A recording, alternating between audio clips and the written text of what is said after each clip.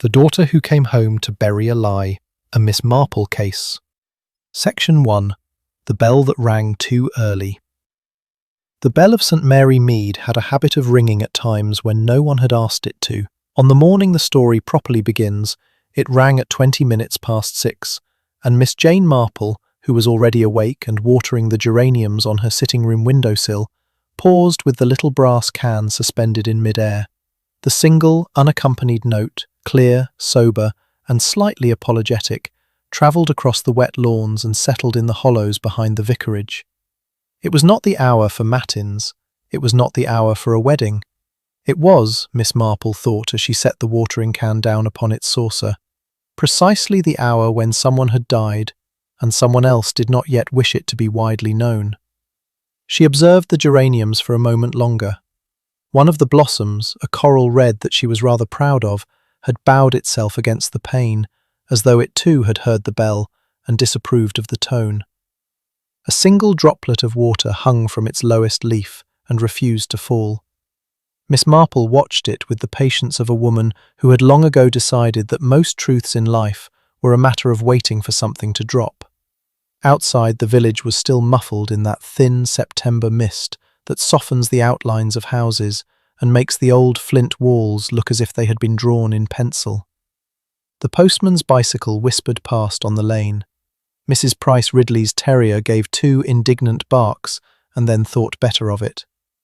Somewhere near the cricket field, a rook complained, and beneath all these familiar sounds, unmistakably, there travelled the low murmur of a car engine descending the hill from the direction of Old Hall, a car that did not belong to the doctor, nor to the police, nor to any of the tradesmen who had permission to disturb the village before 7. Miss Marple tied the sash of her cardigan a little tighter and moved to the front window.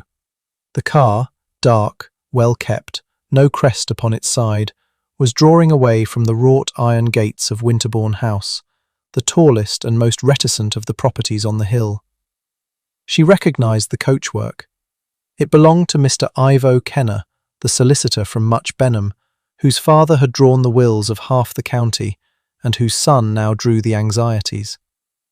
That Mr. Kenner should be leaving Winterbourne at 20 past 6 in the morning, in a mist that had not yet risen from the lower field, meant that whatever had summoned him in the night. She took her breakfast, as she always did, on the little painted tray by the fire, but she took it more slowly than usual, and she did not touch the marmalade. When at last the church bell struck the harmless 8:15, she put on her second-best hat, the one with the modest violet ribbon, and stepped out into a village that already knew. News in St. Mary Mead had its own weather. It gathered first in the porches, then slid along the low garden walls, then filled the shop of Mrs. Fawkes the greengrocer as reliably as steam fills a kettle. By the time Miss Marple had reached the corner of Church Lane, she had been told, without asking, 3 separate versions of the same event. The first was Mrs. Hartnell's, delivered with the puffed sincerity of a woman who had been up since 5. "Mrs. Ambrose," she said, laying a hand upon Miss Marple's sleeve. "Mrs. Ambrose of Winterbourne. In her own bed, in her own house. Gone, quite gone, before the milkman had crossed the bridge." Her breath smelt faintly of peppermint and importance. "Weak heart, they'll say." But her heart was not weak, Jane. Her heart was iron. That is the trouble. The second version arrived by way of Miss Weatherby, who preferred to convey her news at a slight tilt, as though gravity itself were on her side. "They say," she confided, "the daughter is coming down, from London, on the morning train, after 7 years. 7 years, Jane. What kind of daughter stays away for 7 years and appears the very morning her mother—" She let the sentence finish itself, as she always did when the finishing might be actionable. The third version, and this one Miss Marple listened to most attentively, came from young Constable Polk, who was standing very upright at the corner because he had been told to look untroubled and was not managing it. He raised his helmet an inch. "Morning, Miss Marple. Nothing to be concerned about. A sad business up at the Hall, but perfectly natural, so far as anyone can see." His eyes moved once, quickly, towards the lane that led up the hill, and then back again. It was that small, involuntary glance, no more than a flicker, that decided Miss Marple that the business at Winterbourne was not perfectly natural at all. For Constable Pork was a truthful young man, and truthful young men, when made to say untruthful things, look for a moment towards the place where the truth is actually kept. She walked on. The mist was beginning to lift from the lower field, revealing one by one the wet slate roofs of the village, the churchyard's leaning stones, and, farther up the hill, the tall, pale front of Winterbourne House, its shutters half drawn like eyes that had not slept. A single figure stood upon the gravel, Mr. Halland, the estate manager, talking to no one, with his hands behind his back and his shoulders held in the peculiar stillness that Miss Marple had, in the course of her long life, learned to recognise as the stillness of a man who is listening for a sound he does not wish to hear. By the lich gate she paused. Beneath the yew, at the exact place where the path bent towards the vestry, someone had dropped a single glove. It was a woman's glove, black kid, well cut, quite new, and slightly damp along the wrist as though it had lain a little while upon wet grass. Miss Marple bent and picked it up between finger and thumb. Inside the cuff, embroidered in the smallest silk lettering, were 3 initials, not 2, and the middle one was not a letter one expected. She turned it over in her fingers. A glove, she reflected, is such a personal object. It fits only one hand. It carries the shape of only one person. And it is remarkable how often, in her experience, a lost glove was not lost at all, but placed. She slipped it into her basket beneath the parsley and continued up the hill.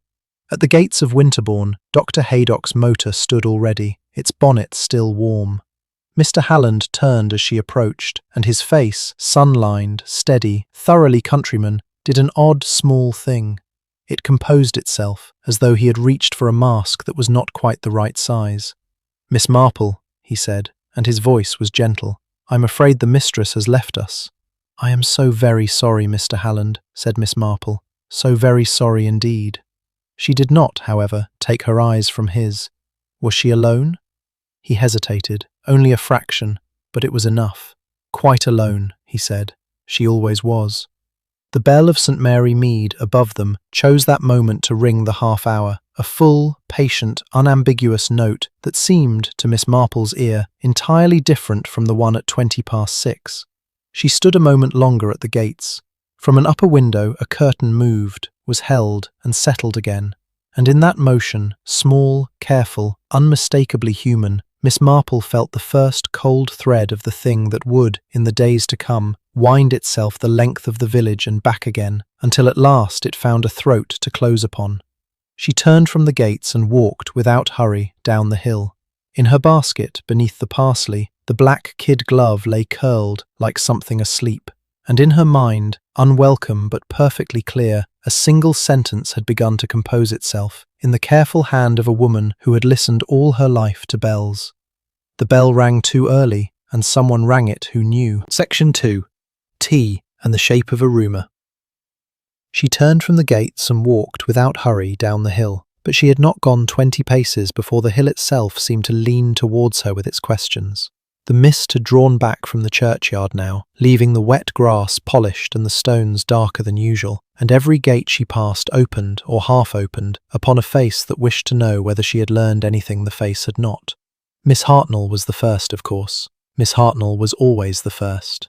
She emerged from her porch already speaking, as though the sentence had been travelling up the path in advance of her body. "Poison, Jane, mark me. You will see. A woman like Mrs. Ambrose does not simply stop." She fell into step with a briskness that made her hatpin quiver. "And the daughter, arriving today of all days, I ask you. 7 years abroad, Italy, they say, though Miss Weatherby has heard it was France, and one is to believe she took a sudden fondness for her mother at precisely the hour her mother could no longer refuse her at the door." "One is to believe very little, I think," said Miss Marple gently, "until one has heard the kettle boil." Yes, well, Miss Hartnell was not a woman given to metaphor and did not quite know what to do with one. "I shall be in the shop at 11, if you should hear anything." "I shall be sure to," said Miss Marple, who was not sure at all. The lane bent, and the vicarage garden opened its low green gate of its own accord, for Griselda, the vicar's young wife, had heard footsteps and had a curiosity she had never troubled to hide. She stood upon the path with her sleeves rolled and her hair coming down at one side, a colander of wet gooseberries balanced against her hip. "You have been up the hill," said Griselda, as though this were an accusation and a compliment at once. Come in, come in. Len is trying to write a sermon on charity and is not enjoying it. You can distract him." They went in through the side door, past the tin bath in which the vicar's spaniel was habitually rinsed, and into the kitchen, which smelt of scalded sugar and sun-warmed lavender. Griselda set the gooseberries down and put the kettle on without asking. Miss Marple settled into the wheel-back chair and folded her hands upon her knee. "Now," said Griselda, "tell me what you saw. I have already had 3 visitors this morning, and none of them saw anything, though they told me a great deal." "I saw a car," said Miss Marple, "leaving Winterbourne at 6:20. I saw Mr. Halland standing on the gravel in a way that suggested he had been standing there some time. I saw the upstairs curtain move when it need not have moved, and I found—" She paused, and did not for the moment produce the glove. "A small thing under the U, which I shall keep for now if you will forgive me." Griselda, who had grown up in the country and knew when not to press, poured the tea. "They are saying Rowena Ambrose is on the 10:20 from Paddington." "Rowena," Miss Marple repeated softly, as though weighing the name upon her palm. "Rowena. I remember her as a child. She was a quiet little thing, very quiet. The kind of child who does not cry when she falls, which is not necessarily a virtue. You do not care for her. I have not seen her these 15 years, my dear. I have no right to care or not care. But I remember her mother. I remember Cordelia Ambrose very well, and Cordelia was a woman who used her charm the way a butcher uses his cleaver, with skill and without regret. If Rowena is her mother's daughter, she will arrive today in mourning she bought yesterday." Griselda's spoon paused above the sugar. "That is a very unkind sentence, Jane." "It is," said Miss Marple, unperturbed, "but it is not, I think, an inaccurate one." The vicar came in then, blinking his mild eyes above his high, tired collar, and the conversation turned, as such conversations always did in St. Mary Mead, from the specific to the general and back again, weaving around the dead woman in the way a river weaves around a stone. Len Clement, being a good man, wished not to speak ill of the departed. Griselda, being a young one, wished to.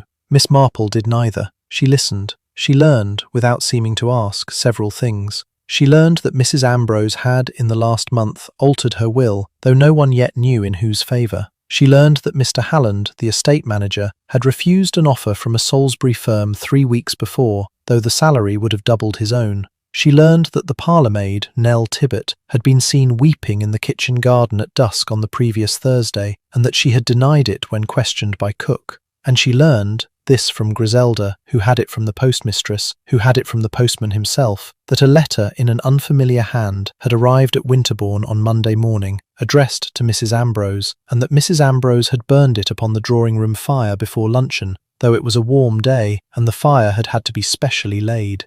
"A letter one burns in September," said Miss Marple, more to the teapot than to her hosts, "is a letter one is afraid of." By the time she left the vicarage, the village had settled into that curious second phase of grief which St. Mary Mead reserved for interesting deaths, the phase in which everyone becomes, quite suddenly, an authority.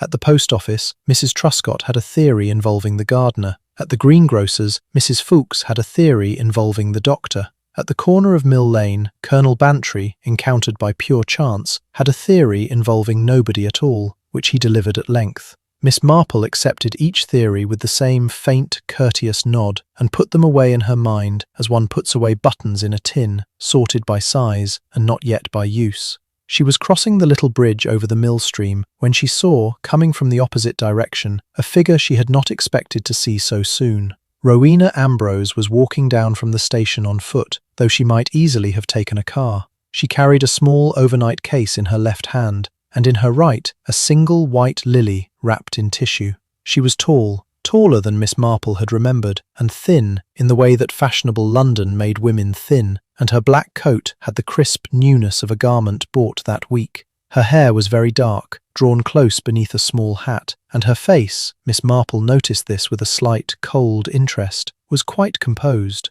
Not blank, not grieving, composed.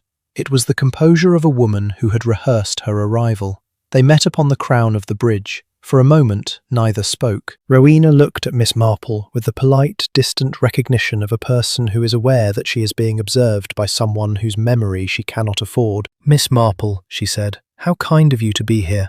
I did not expect anyone. I was not here for you, my dear, said Miss Marple gently. I am on my way to the shop. Of course. Rowena's mouth moved into what was almost, but not quite, a smile. I only meant I did not expect anyone at all. They looked at one another another moment. Then Rowena said, in the tone of a woman offering a coin to a beggar, She was ill, you know, for some time. Was she? Said Miss Marple, and it was not a question. Something passed across Rowena's face, very brief, very small, and was gone. She lifted the lily an inch, as though to remind herself why she was carrying it. I must go up, she said. They will be waiting. They will be, said Miss Marple. Rowena walked on, and Miss Marple stood for a moment upon the bridge, watching the black coat move away up the hill, and the small white flower nod above the case like something already condemned. The mill stream ran beneath her, dark and unhurried, and in its surface she saw, for the briefest instant, the reflection of a hat that did not belong to her, a hat crossing the bridge in the opposite direction, though when she turned there was no one there. She adjusted her basket. Beneath the parsley the black kid glove lay quiet, and in her mind, arranging itself with the neatness of stitches upon a sampler, the second sentence took its place beside the first. The bell rang too early, and someone rang it who knew. The daughter came home too calmly, and someone taught her how. Section 3. The Inspector and What He Did Not See. The daughter came home too calmly, and someone taught her how. And Miss Marple was still turning that sentence in her mind when, at the foot of the bridge, the police car from Much Benham crested the rise and slowed beside her with the deliberate courtesy of a vehicle whose driver had recognised her hat. Inspector Slack was not a man to Miss Marple's taste, and Miss Marple was not, as a rule, a woman to his. He was quick, competent, and constitutionally unable to believe that a village of 500 souls could contain anything more complicated than a village of 500 souls. He leaned from the window now, all bristling moustache and short breath, and touched the brim of his hat in a way that suggested he already regretted having done so. Miss Marple, bad business up the hill. Very bad, Inspector. Heart, so far as Haydock can tell. She'd had 1 or 2 turns in the summer, apparently. The daughter's up there now. We shall want a word with her, naturally, formality, you understand. And with the staff, and with the solicitor. All perfectly routine. Perfectly routine, Miss Marple agreed, with the slight emphasis of a woman who had noticed the word. He hesitated. He was not a stupid man, only an impatient one, and impatience in his profession, Miss Marple had often thought, was very like nearsightedness. It did not prevent one from seeing, but it prevented one from seeing far. If you happen to hear anything, he began. I always do, Inspector. Yes, he said, with the smallest possible sigh. Yes, I know.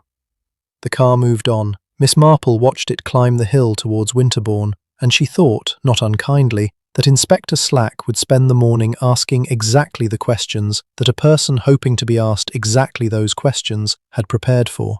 He would inquire about the will, he would inquire about the medicines, he would inquire about the last visitor, and he would come away with a set of answers so neat that they would fit inside his notebook like folded linen, which was, in Miss Marple's experience, always the surest sign that they had been folded by somebody else first.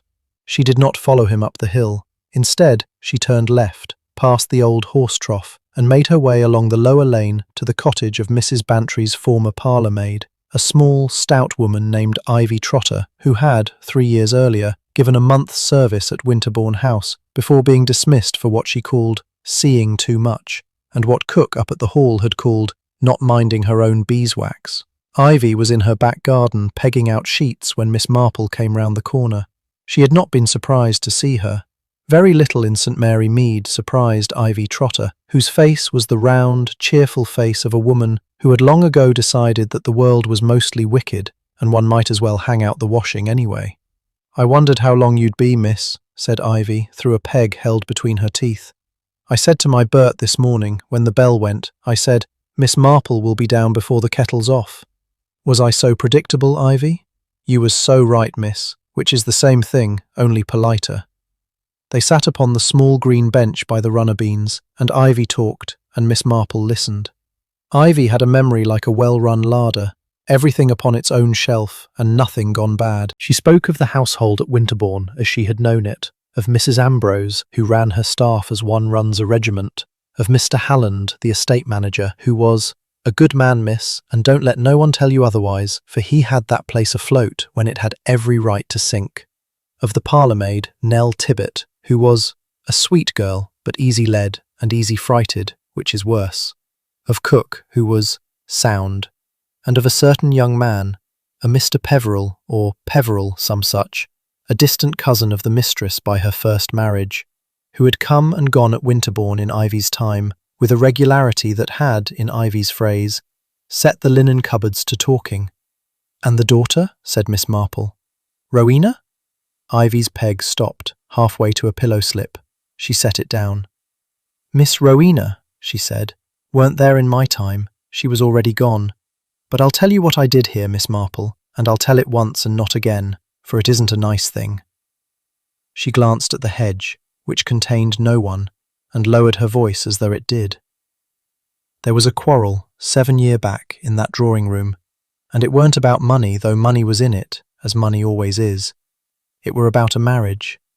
Mrs. Ambrose forbade it, and Miss Rowena defied her, and the young man, whoever he was, for I never had his name, was sent off, and Miss Rowena was told to choose between him and her mother's house, and she chose him, and she left. And within the year, cook heard it from the housekeeper, who heard it from the mistress herself, that young man had married someone else, in Italy, and Miss Rowena was left with a small allowance and a large silence." "A large silence," Miss Marple repeated. "Aye, and silences of that kind, miss, they don't stay silent forever. They come home eventually, and they bring something with them." Miss Marple was quiet for a long moment. In the beans, a wren fussed.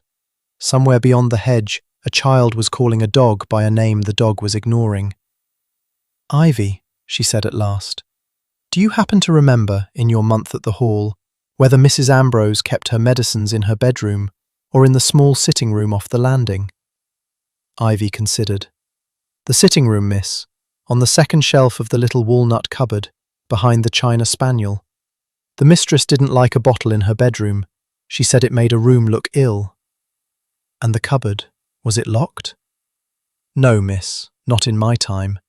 There was a key, but it lived in the drawer of the writing desk in plain sight. The mistress said if a servant wanted to steal from her, she'd rather find out sooner than later." "How very like her," said Miss Marple softly. She rose. Ivy rose with her and walked her to the gate, and there paused with her hand upon the latch. "Miss Marple," said Ivy, "that daughter, she's home, is she?"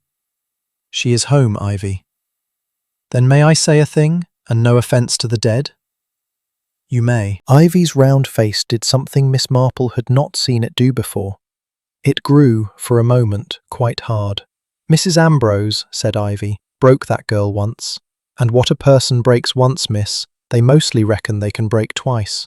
But some things, when you break them a second time, they don't break, they cut." Miss Marple walked back to the village by the field path. The sun was fully up now. The mist had gone. The ordinary golden calm of a September morning lay upon the hedgerows as though nothing at all had happened, and somewhere in the churchyard a robin was singing the same 3 notes it had sung all summer. She should have found the walk restful. She did not, for as she passed the stile at the foot of the Winterbourne meadow, she saw a figure among the elms, a man's figure, tall and still, in a dark suit, watching the upper windows of the house through the leaves. He did not see her, or, if he did not turn. He stood with his hands in the pockets of his coat and his shoulders very straight, and he watched the window in which, that morning, a curtain had moved. After perhaps a minute, he stepped back into the deeper shade of the trees and was gone. Miss Marple did not hurry. She did not call out. She only continued along the field path, past the stile, and over the little wooden footbridge, and by the time she reached the lich gate, she had added a 3rd sentence to the 2 already in her mind. The bell rang too early, and someone rang it who knew. The daughter came home too calmly, and someone taught her how, and a stranger in mourning was watching from the elms before the doctor had signed his name. She stepped through the lich gate. Inside her basket, beneath the parsley, the black kid glove seemed almost to have grown warmer. She resettled the parsley over it and went home to think. Section 4. The Convenient Suspect. She resettled the parsley over it and went home to think, but thinking, in street, Mary Mead, was rarely a private occupation, and by the time Miss Marple had unlatched her own gate, she found that the world had prepared, without her consent, its first candidate for guilt. Nell Tibbet, the parlour-maid at Winterbourne, was 17 years old, pale as skimmed milk, and possessed of the particular ruinous prettiness that country girls sometimes inherit from mothers who did not have the sense to guard it in themselves. She had been at the Hall a little under 2 years. She had, in that time, wept at 3 funerals not her own, laughed too loud at 1 harvest supper, and been observed, this was the sentence Mrs. Hartnell used, and Miss Marple had noticed how carefully she had chosen it, in conversation, of a private kind, with a person not of the household, upon the back lane at dusk, on a Thursday now 3 weeks past. By luncheon the village had, without quite saying so, arrived at its verdict. Nell Tibbet had been in the house. Nell Tibbet had had the run of the medicines. Nell Tibbet had a young man about whom she would not speak. Nell Tibbet had wept in the kitchen garden on the Thursday, and if a girl weeps in a kitchen garden at dusk, it is not, the village implied, because she has broken a teacup. Inspector Slack, when he came down from the hall shortly after 1, was very nearly of the same mind, though he expressed it more cautiously. He met Miss Marple, as she had rather thought he might, at the end of her own lane, having contrived to be walking that way by the purest coincidence. "A word, Miss Marple, if I may." "2, Inspector, if you wish." He fell into step. His moustache, she noticed, had that faint, moist gleam it acquired whenever he had come to a conclusion he did not yet feel wholly entitled to. "The parlour-maid," he said. "Tibbet. There's a story there. She had a letter last week from a young man in Southampton. The postmistress remembers the Frank. She was seen crying in the garden a week last Thursday. She admits, mind, that she had words with the mistress on Sunday evening, though she'll not say about what. And she was up before 6 this morning, laying the drawing-room fire, though there was no need of a fire till evening." "There was no need of a fire on Monday either, Inspector," Miss Marple said gently. "Yet Mrs. Ambrose had one specially laid, in order to burn a letter." He looked at her sharply. "How do you come to know that, Miss Marple?" "The village knows it, Inspector. The village generally does in the end. What I am wondering is whether Mrs. Ambrose lit the fire herself, or whether it was Nell Tibbet who lit it for her." He frowned. That is not necessarily." "No," said Miss Marple. "It is not necessarily anything at all. It is only a small oddness. And small oddnesses, Inspector, are like small pebbles in the shoe.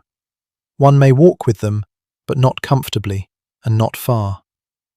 He walked with her, uncomfortably, as far as her gate. "I shall not," he said, "be making any arrest today, Miss Marple, but I shall want that girl watched.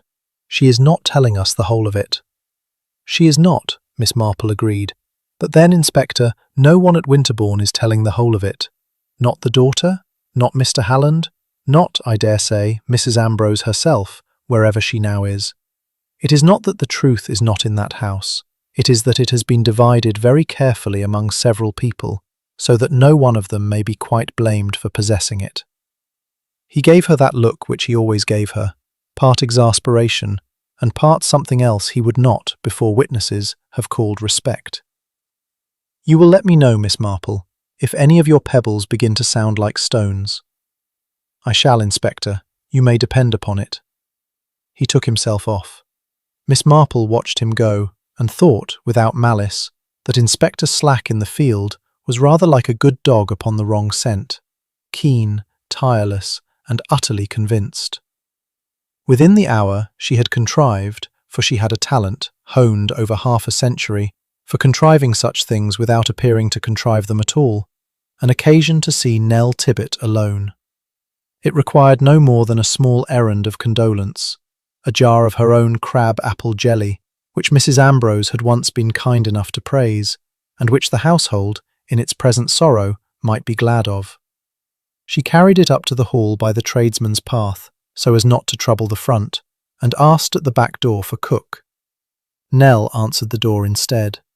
Her eyes were pink but dry, her cap was straight, her hands, folded before her apron, were the hands of a girl who was trying, with all her small will, to be steady.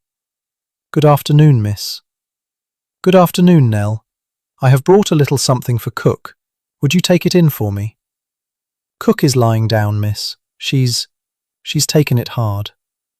"Then I shall wait and give it her when she rises. Do you think, Nell, I might sit a moment in the still room? I have walked farther than I ought." Nell hesitated only an instant, as any well-trained maid must when a lady of the village invites herself past the back door, and then stood aside.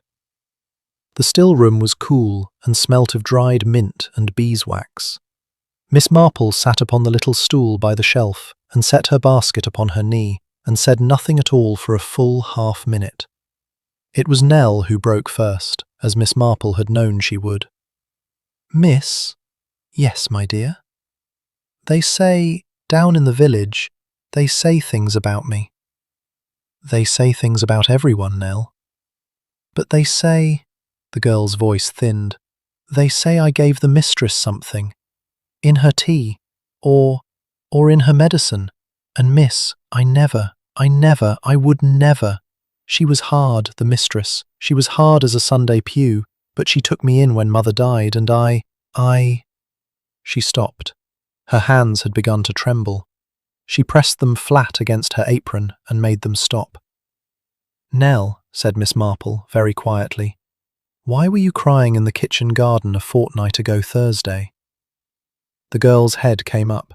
She looked for a moment as though she might bolt. Then, quite suddenly, she sat down upon the flagged floor with her back against the shelf, as though her knees had chosen, without consulting her, to be done for the day. "I had a letter," she said, "from my brother. He's in Southampton. He's not well, miss. He's not well at all. And he wanted money, and I hadn't it, and I asked the mistress for an advance on my quarter, and she said," the girl's mouth twisted, "she said a girl who could not manage on what she had would not manage on more. And she said if I asked again she would write to my aunt, who put me here, and tell her I had turned grasping. And I cried, miss, because I was afraid, not for me, for him." "And on Sunday evening, Nell? The words you had with the mistress?" Nell's eyes closed. "I asked her again, miss. God forgive me, I asked her again.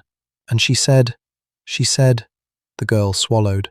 She said that some girls end in the workhouse and some girls end in the river, and she did not much mind which, so long as it was not from her house." There was a silence.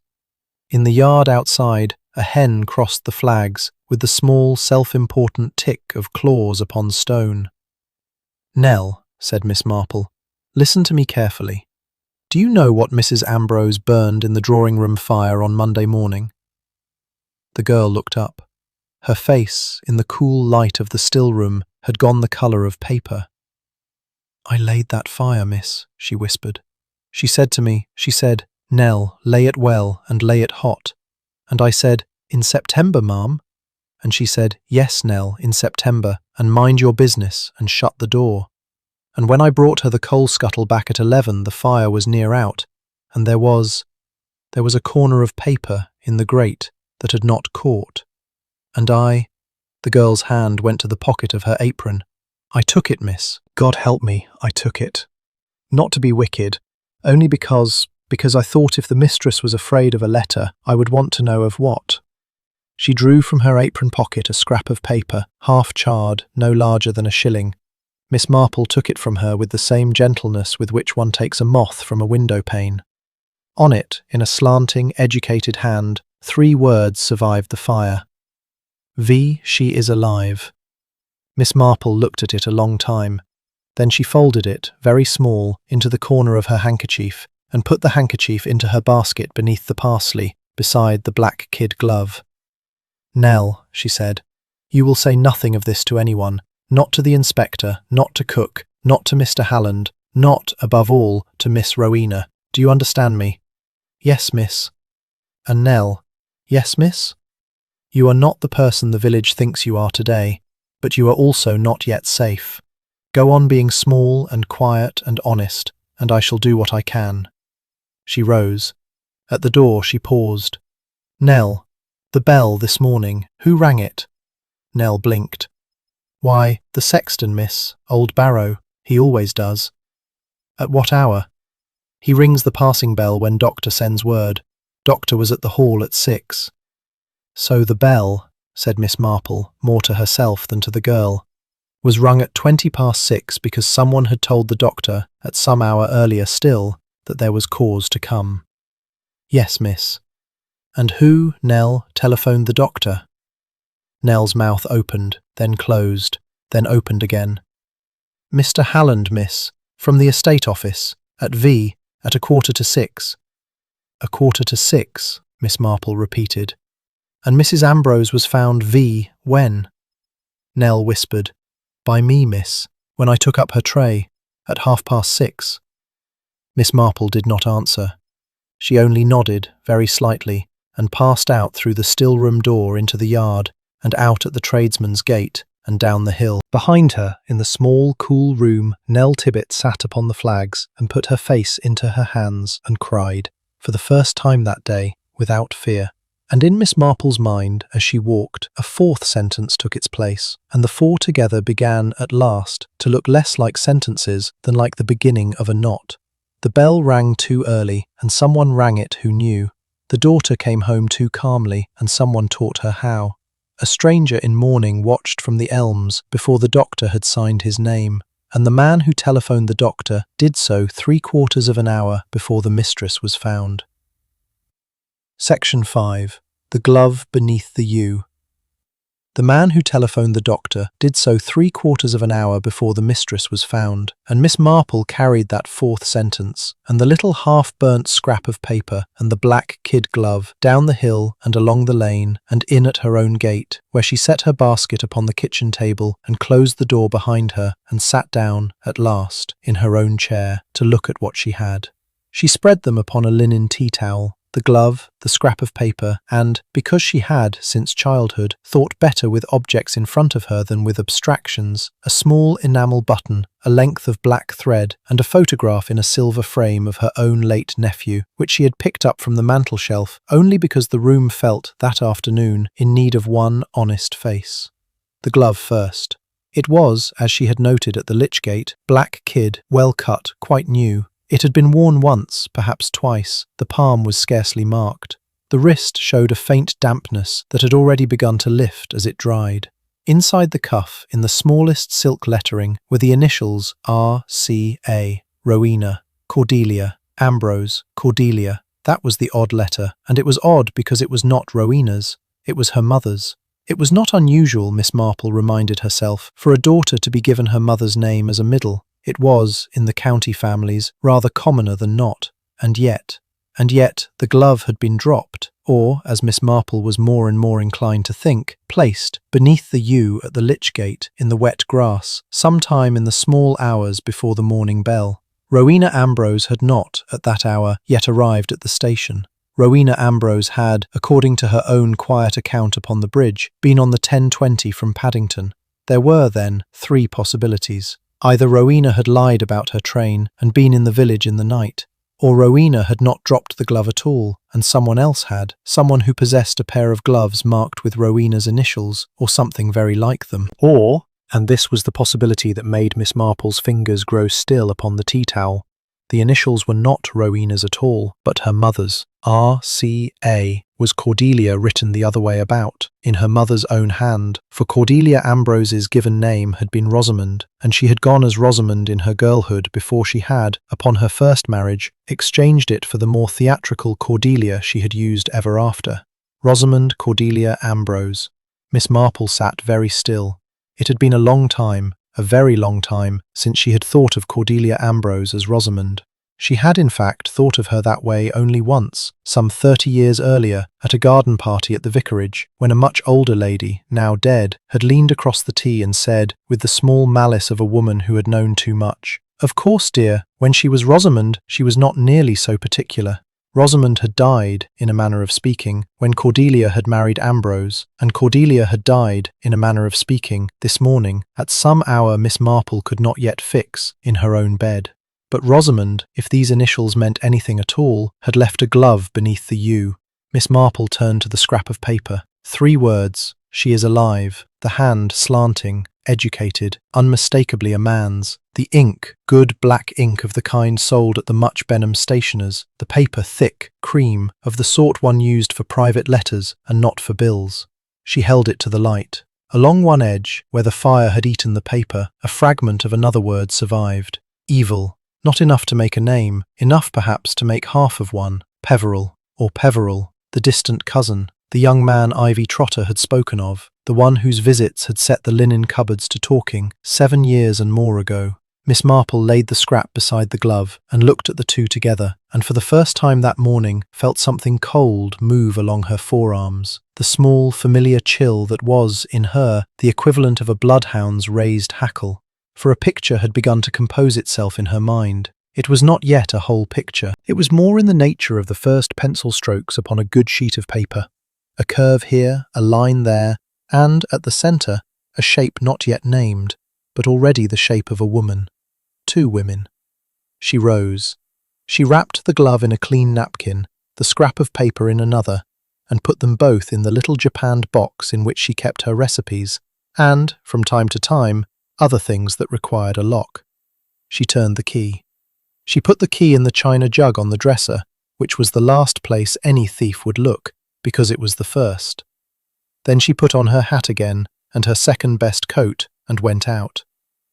The afternoon had softened, the sun was gold now, low upon the hedgerows, and the village, having exhausted its first surge of theory, had settled into the more sustained pleasure of anticipation. There was to be an inquest, of course. Dr. Haydock had said as much to the inspector, and the inspector, being the inspector, had said as much to Mrs. Fawkes, in the shop, without meaning to. The inquest would be Thursday. Until then, the village would eat and drink tea and watch. Miss Marple did not go to the shop. She went, by a quiet back way that avoided the vicarage lawn and the post office window both, to the elm walk behind the Winterbourne meadow, the walk from which, that morning, a tall, dark figure had been watching an upper window. The elms stood in a long, crooked row along the field boundary, their trunks split by centuries of weather, their roots ridged like veins. Beneath the third elm from the stile, where the leaf mould was deepest, Miss Marple bent and looked. It took her some minutes. She was not so quick upon her knees as she once had been. But at length she found what she had come for, the small crescent print of a man's shoe, the heel pressed a little deeper than the toe, as of a man who had stood for some time in one place and shifted his weight from foot to foot without walking on. She measured it with a length of string from her pocket. Then she looked up. From that spot beneath the elm, one could see, quite clearly, 3 windows of Winterbourne House. The drawing-room, on the ground floor, whose curtains were drawn. A bedroom on the first floor, whose curtain had moved at 8:30, and above them both, the small dormer of what had, in Ivy Trotter's day, been the little sitting-room off the landing, the sitting-room in which Mrs. Ambrose kept her medicines, on the second shelf of the walnut cupboard, behind the china spaniel. Miss Marple straightened, slowly. The string went back into her pocket. She turned and walked out of the elm walk by its far end, so as not to be seen from the road. It was as she came round by the churchyard wall that she met, for the second time that day, though this time by no accident, Rowena Ambrose. Rowena was standing at her mother's plot. The plot was not new. Ambrose the elder had lain there 20 years. The stone was a plain grey slab, weathered, honest, the kind of stone the family had preferred before Cordelia's taste had come into the house. Beside the slab, upon the grass, Rowena had laid the single white lily she had brought from London. She had not knelt, she had not wept. She stood with her hands clasped before her, and her dark head slightly bent, and her mouth composed in that particular composure Miss Marple had first observed upon the bridge. The lily, upon the grass, looked to Miss Marple less like a tribute than a marker, as though Rowena was saying to someone not yet arrived, "This is the place. Come and know it." "Miss Marple!" Rowena had heard her step. She turned, unhurried. "You seem to find me often today." "The village is not large, my dear." "No." Rowena's eyes were very dark and very steady. "It is not." They stood together a moment beside the plot. The sun, low now, made a long shadow of the church tower across the graves. "Miss Marple," said Rowena, in a voice so level it might have been reading a menu, "you saw me arrive this morning, on the bridge." "I did, my dear." "And you thought me very calm." "I thought you very composed." "There is a difference." "There is," said Miss Marple. "Calm is what one is. Composed is what one has decided to be." For the first time, something small moved in Rowena's face. Not a flinch, exactly. More the smallest possible adjustment, as of a woman who has felt a stone shift quite deep beneath her foot. "You are very direct, Miss Marple." "I am very old, my dear. It is nearly the same thing." They looked at one another a long moment across the grave. Then Rowena bent and picked up the lily and laid it very deliberately upon the top of the slab, exactly over the letter A of Ambrose. "My mother," she said without turning, "used to say that a lie kept long enough becomes a house. You live in it, you furnish it, you put out chairs for guests." She straightened, "But you cannot ever quite forget where you buried the foundation." Then she walked, without looking back, down the churchyard path towards the lich gate, and Miss Marple stood alone beside Ambrose the elder, and beneath her feet, quite distinctly, felt the whole slow motif of the case turn one further quiet degree, as a key in a lock long unused turns not by force but by patience, and gives, at last, a single small click. The glove, the scrap, the elm, the lily upon the letter A, and beneath them all, the buried thing that Rowena had, without knowing she had done so, just now named. Miss Marple did not stay long by the grave. She walked home through the last of the sun and put the kettle on, and did not, that evening, answer her door to Mrs. Hartnell, who called twice, nor to Miss Weatherby, who called 3 times, nor even to Griselda, who called only once and, being Griselda, understood. She sat by her fire, with her japanned box upon her knee, and thought. And the 5th sentence, when it came, was longer than the others, and rather quieter, and it did not fit as neatly into the knot as the 4 that had gone before, for it was not a fact but a suspicion, and Miss Marple had lived long enough to know that a suspicion in a village is worth 10 facts, provided one is willing to be lonely with it a little while. Somewhere in this house of a lie, there are 2 women, and only one of them is dead. Section 6. Old Wounds and the Man Under the Elm. Somewhere in this house of a lie, there are 2 women, and only one of them is dead. And Miss Marple carried that suspicion with her, unspoken, into the next morning, which broke grey and blustery, and smelt already of the autumn to come. She had slept, but not deeply, and she woke with the odd conviction that she had, in her dreams, been in the little sitting-room off the landing at Winterbourne, looking behind a china spaniel for something that was not there. The conviction was not unpleasant. It merely lingered, as such convictions did, until she had drunk her tea and set her hat firmly upon her head. She had 2 calls to make. The first was to Dr. Haydock. He was a large, kindly, unillusioned man, and he had known Miss Marple long enough to receive her at his surgery without pretence, and to give her, over a small glass of very indifferent sherry, such crumbs of medical information as the profession, in its own oblique way, permitted him to share. "She died," he said, setting down his glass. Of heart failure, Jane. That is on the certificate, and I mean it. Her heart was not what she pretended it was. She had had 2 attacks in the summer, both hushed up. Hushed by whom? By her, chiefly. Cordelia Ambrose did not care to be pitied, and by me, at her insistence, for she paid my bill. I did not like it, but she was not, in my judgment, a woman being pushed towards her grave.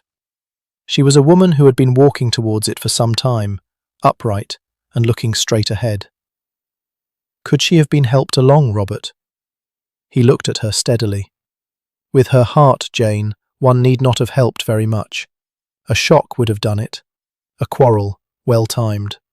A dose, quite small, of digitalis, on a night when she had not taken her own.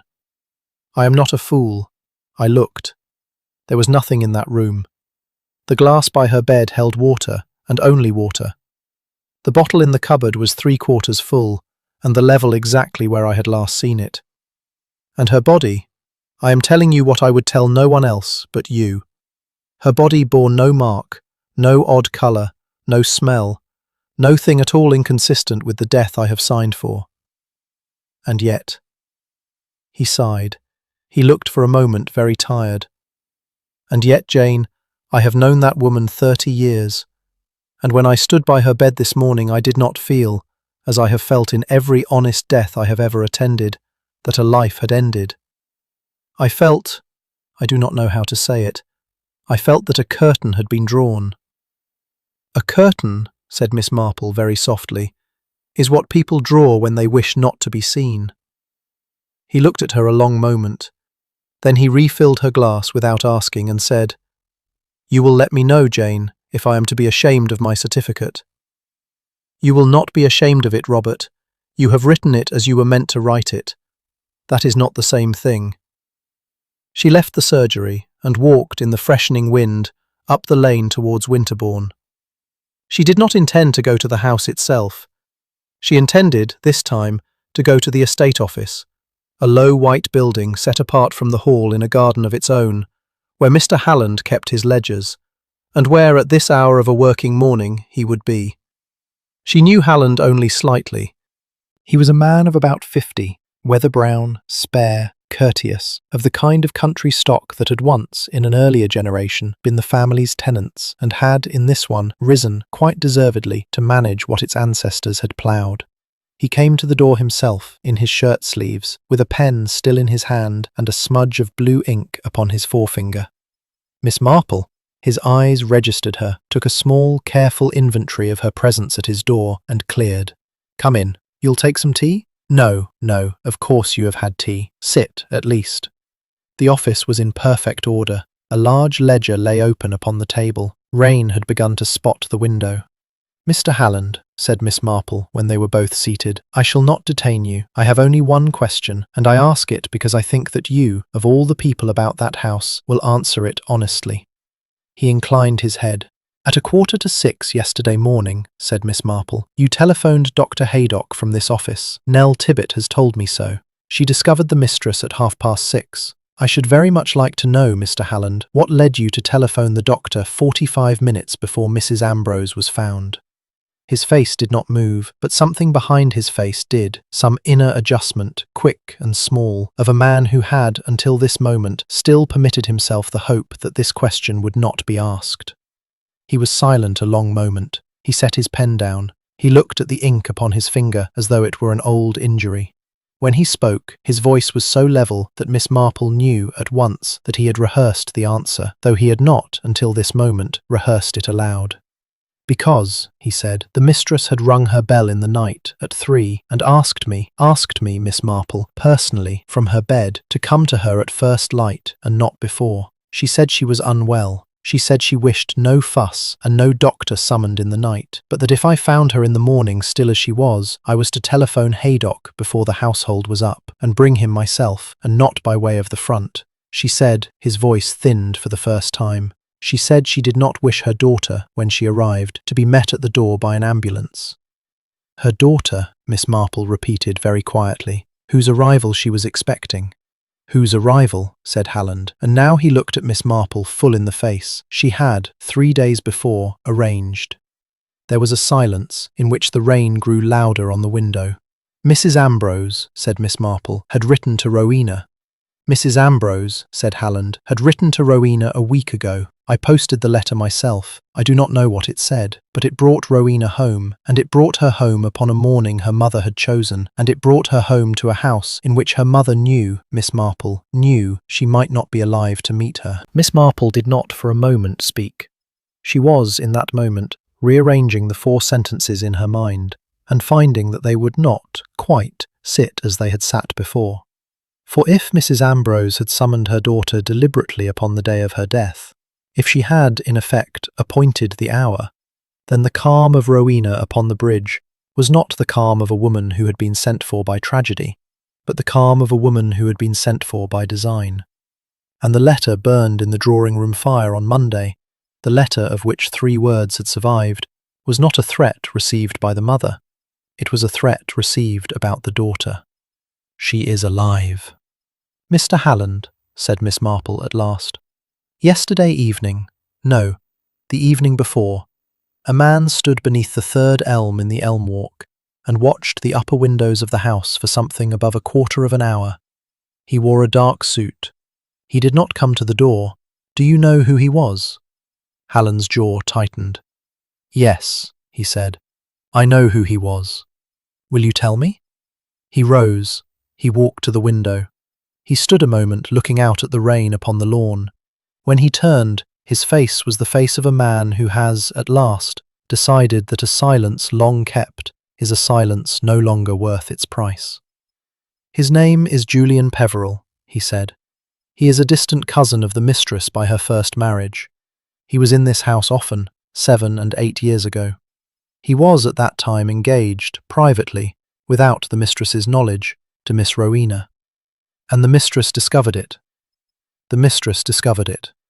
There was a scene, Miss Marple. I was in the estate office, and I heard it through 2 doors. Mrs. Ambrose told her daughter that Mr. Peveril was a fortune hunter, that he had a wife in Italy already, that he had come to St. Mary Mead only because he had heard the girl was to inherit. She produced letters, from Italy, in his own hand. She showed them to Rowena. And Rowena believed them, Miss Marple, or she permitted herself to believe them, which, for a girl of 22, amounts to the same thing. And Mr. Peveril was dismissed. He was dismissed, and within the year, so far as the village knew, he had married in Italy, the same woman named in the letters. And Miss Rowena, having refused to speak to him, went abroad, and did not come home again until yesterday. And the letters, Mr. Halland? He looked at her. There was, in his eyes, a very small and very old grief. The letters, he said, were written, Miss Marple, upon paper Mrs. Ambrose kept in her own writing desk. I recognised the paper. I did not, at the time, feel it was any business of mine to say so. I do not know who forged the hand. I do not know who invented the wife in Italy. I know only that Mr. Peveril was not, so far as any inquiry I have privately made in the years since has been able to discover, a married man at any point in his life. And I know that Miss Rowena, having lost him, lost with him a temperament she has not, I think, ever quite recovered. And now, said Miss Marple softly, he stands beneath the elm. He arrived in the village 2 nights ago. He has taken a room at the Blue Boar under his own name. He has not, so far as anyone knows, sent word to Rowena. He has not called at the hall. He watches. Mr. Halland, said Miss Marple, and her voice was gentler still. Why did you not tell any of this to the inspector? Halland looked at his hands. Because, he said, the mistress asked me not to. 3 days ago, in this office. She said, Halland, if I do not live to greet Rowena, you will find that there are some kindnesses only the dead can afford. Let there be one from me.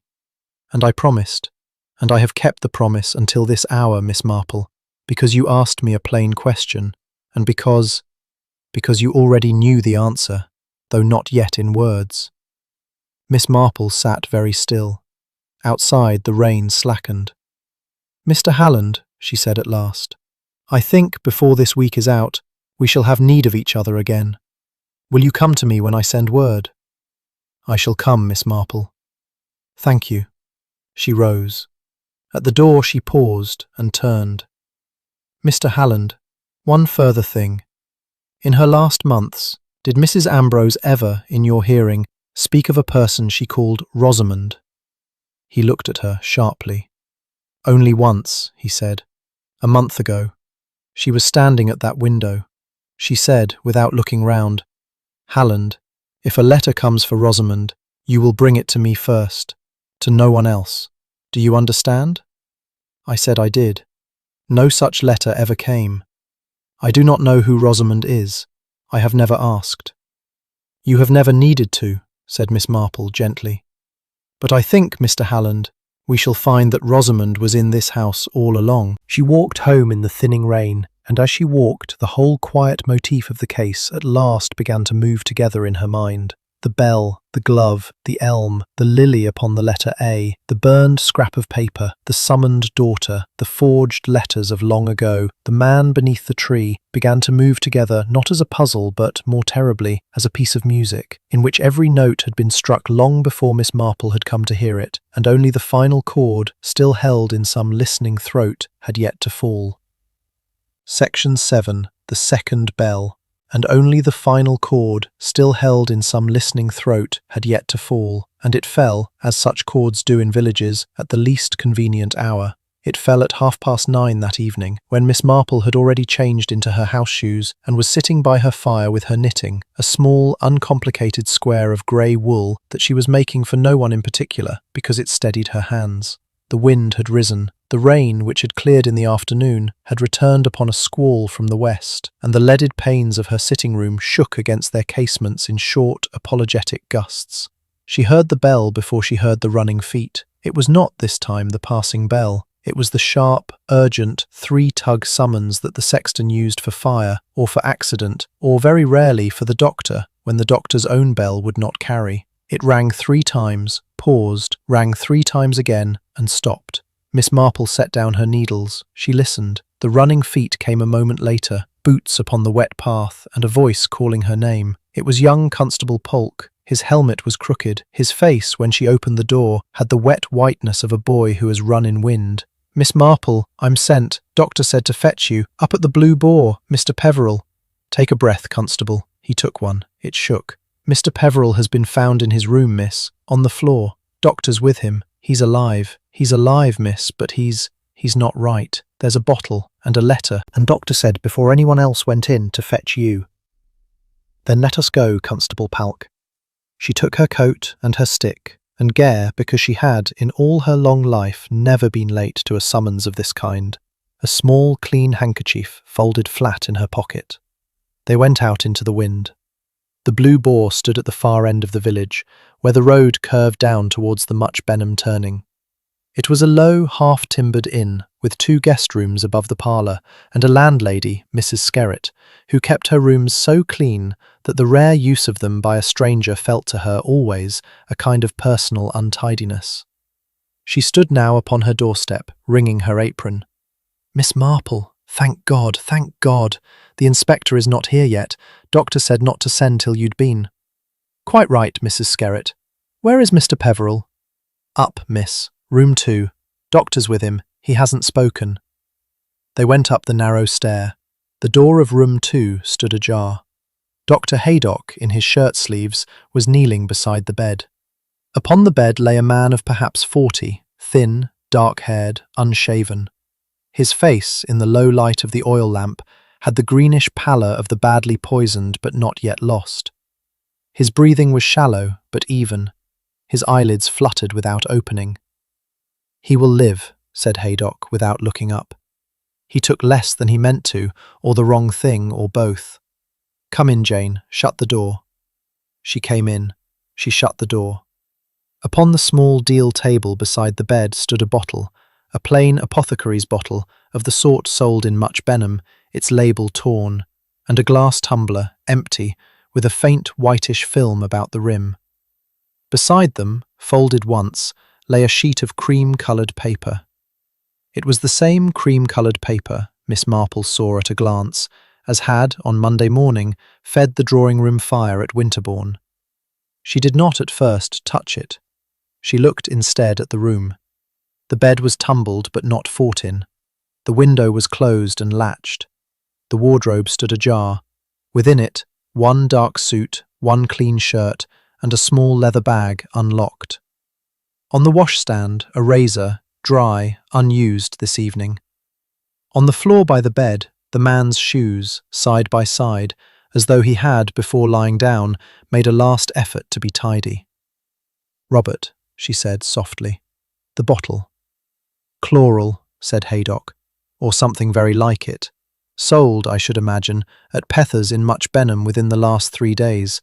I shall know by tomorrow." "And the letter?" "I have not read it. I have not touched it. I waited." Miss Marple took her handkerchief from her pocket, wrapped it once about her fingers, and lifted the folded sheet. She opened it. She read it in silence. Then she read it again. Then, without a word, she handed it to Haydock, who read it also, and set it down upon the table with a small, involuntary sound at the back of his throat. The letter was in the same educated, slanting hand as the burnt scrap in Miss Marple's japanned box. It was undated. It was unaddressed. It ran, in full, as follows. "To whoever finds me, I have not the strength at last to remain in a village which has cost me, twice, the only thing I ever wanted in it. Cordelia Ambrose lied to me 7 years ago, and she lied to Rowena, and she has now lied to her God, if she has one. I came back this week because I had at last, a letter from her, one letter, and one only, in which she confessed to me what she had done, and asked me to come and hear it from her lips before she died. I came. I was too late. She was already dead when I reached the village. I have therefore no living witness to my innocence, and no living lips to give Rowena the truth that was owed her. I cannot ask her to believe me now. I do not deserve any longer to ask her anything. Tell her only, that she was not, in any hour of any day of these 7 years, less loved than she had been in the first. J. P." Miss Marple stood a long moment, looking down at the paper. Then, very gently, she said, "Robert, he did not write this." Haydock looked up. "You are sure, Jane?" "I am sure of 2 things. He did not write this, and he did not drink whatever is in that glass of his own will. He is a man who folded his shoes, Robert, before lying down. A man who folds his shoes does not tear the label from a bottle. And a man who has come to this village to see, one last time, the face of the woman he still loves, does not leave her a letter that begins, 'To whoever finds me.' He would have addressed it to her by name. He would have addressed it to Rowena. This letter was written by a person who did not know how he would have written to her, a person who knew, indeed, only how such a letter is supposed to sound." Haydock rose slowly. He stood beside her.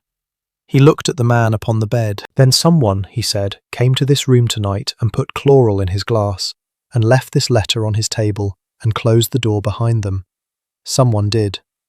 And meant him to die." "Meant him," said Miss Marple, "to die in a room in which a suicide's letter had already made his death a matter of shame and not of investigation. So that when Inspector Slack came in the morning, the case at Winterbourne, the case which had, until this hour, been drifting towards a verdict of natural causes, would acquire, quite suddenly, a confession, not of murder, of guilt.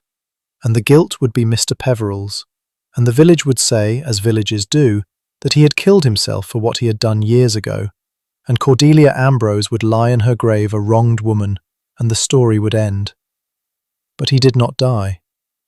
He did not die," said Miss Marple softly, "because he folded his shoes, and because, I think, the person who came to this room tonight did not quite know him and did not quite know how much to give, which is a very important fact, Robert." "Why?" "Because Cordelia Ambrose knew him.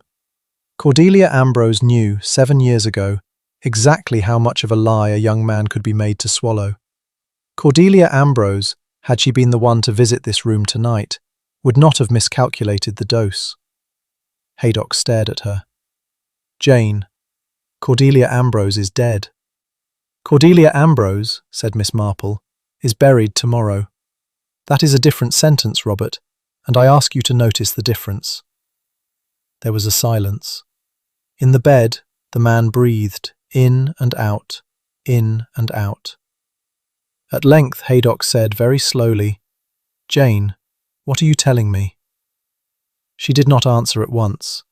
She was looking down at the sleeping face upon the pillow, the face of a man who had come to a village to hear a confession he had not lived to hear, and had been given, in its place, a lie he had not lived to sign.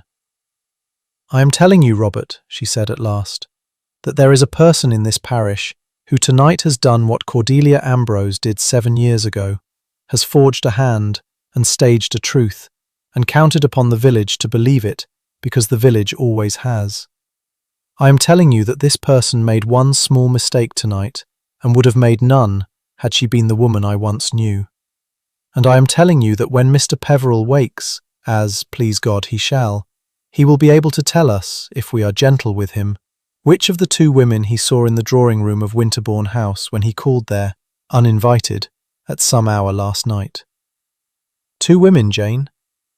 2 women, Robert, one of them dead, and one of them, I am afraid, wearing a black kid glove marked RCA. Downstairs a door opened.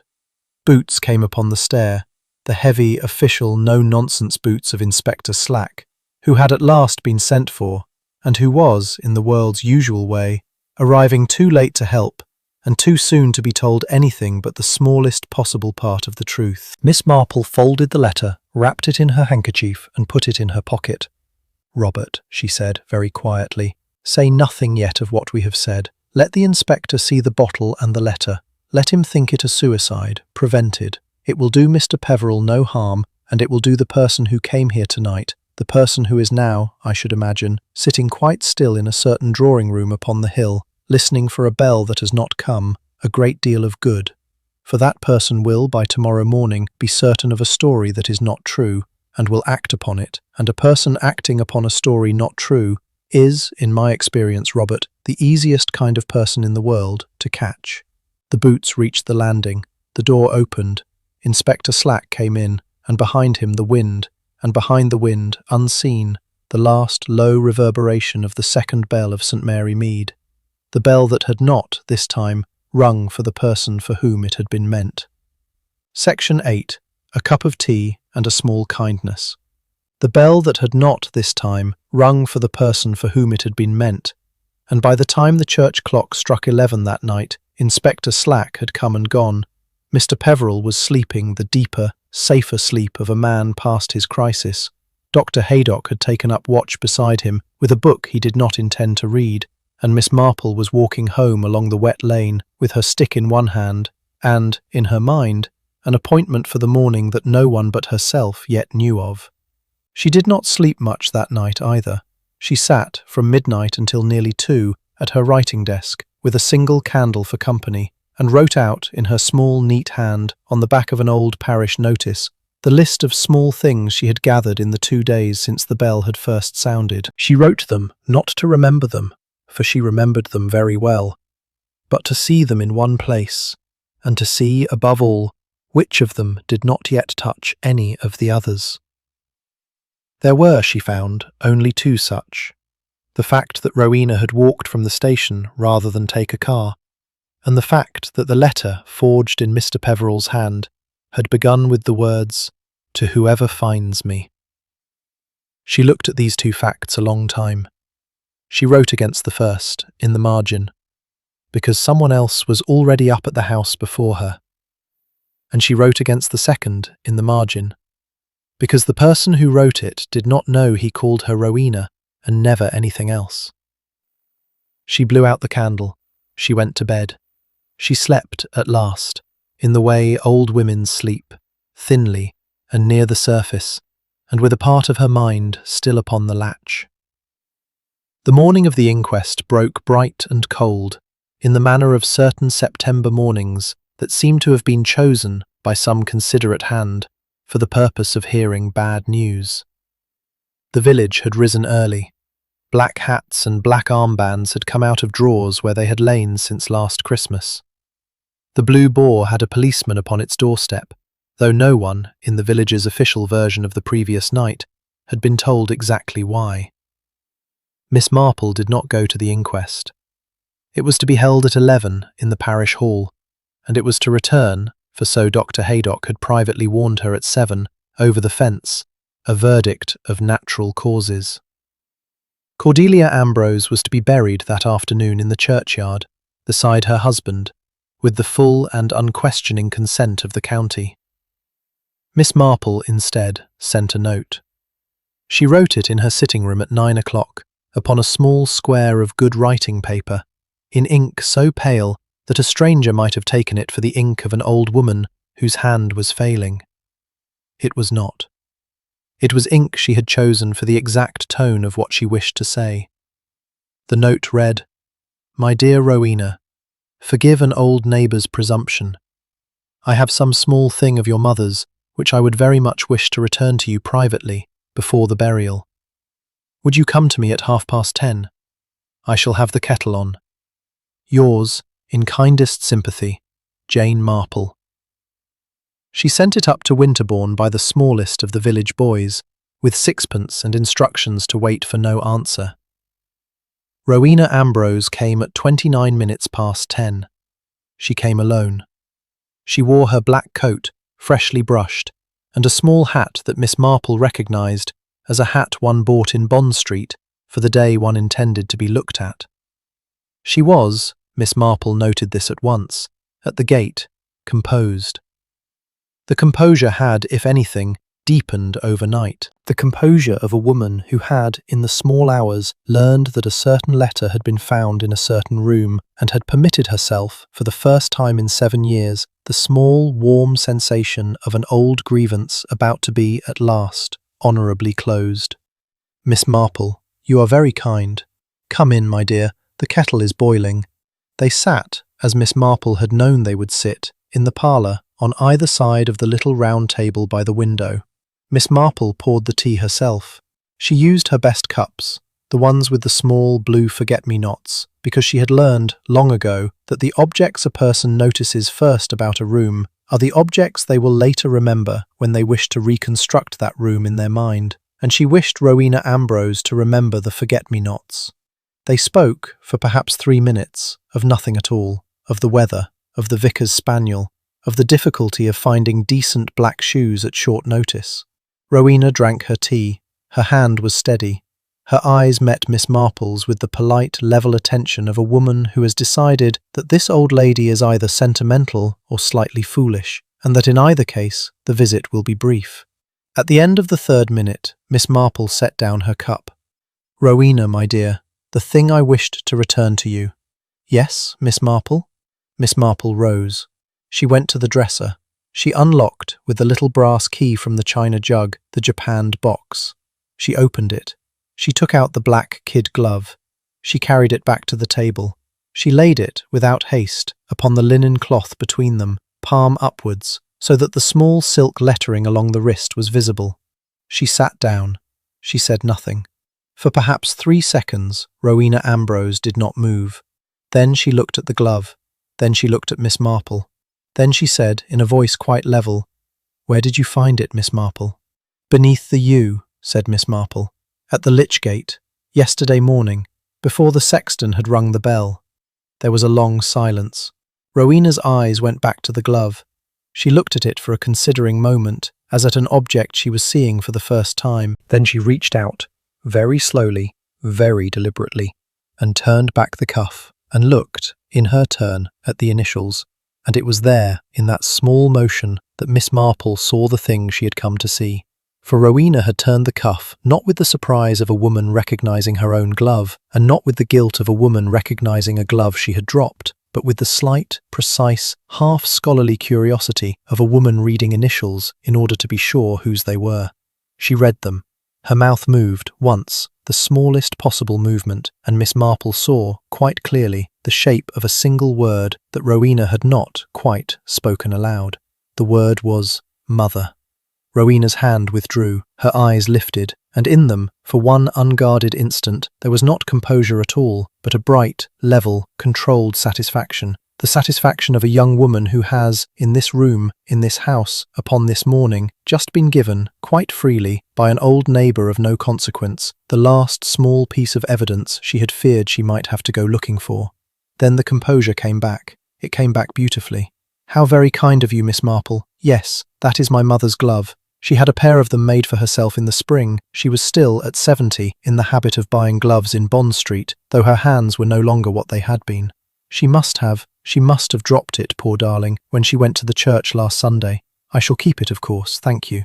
She reached out, without hurry, and drew the glove towards her, and folded it once, and placed it in the small bag upon her lap. "Of course, my dear," said Miss Marple, "of course." They drank their tea.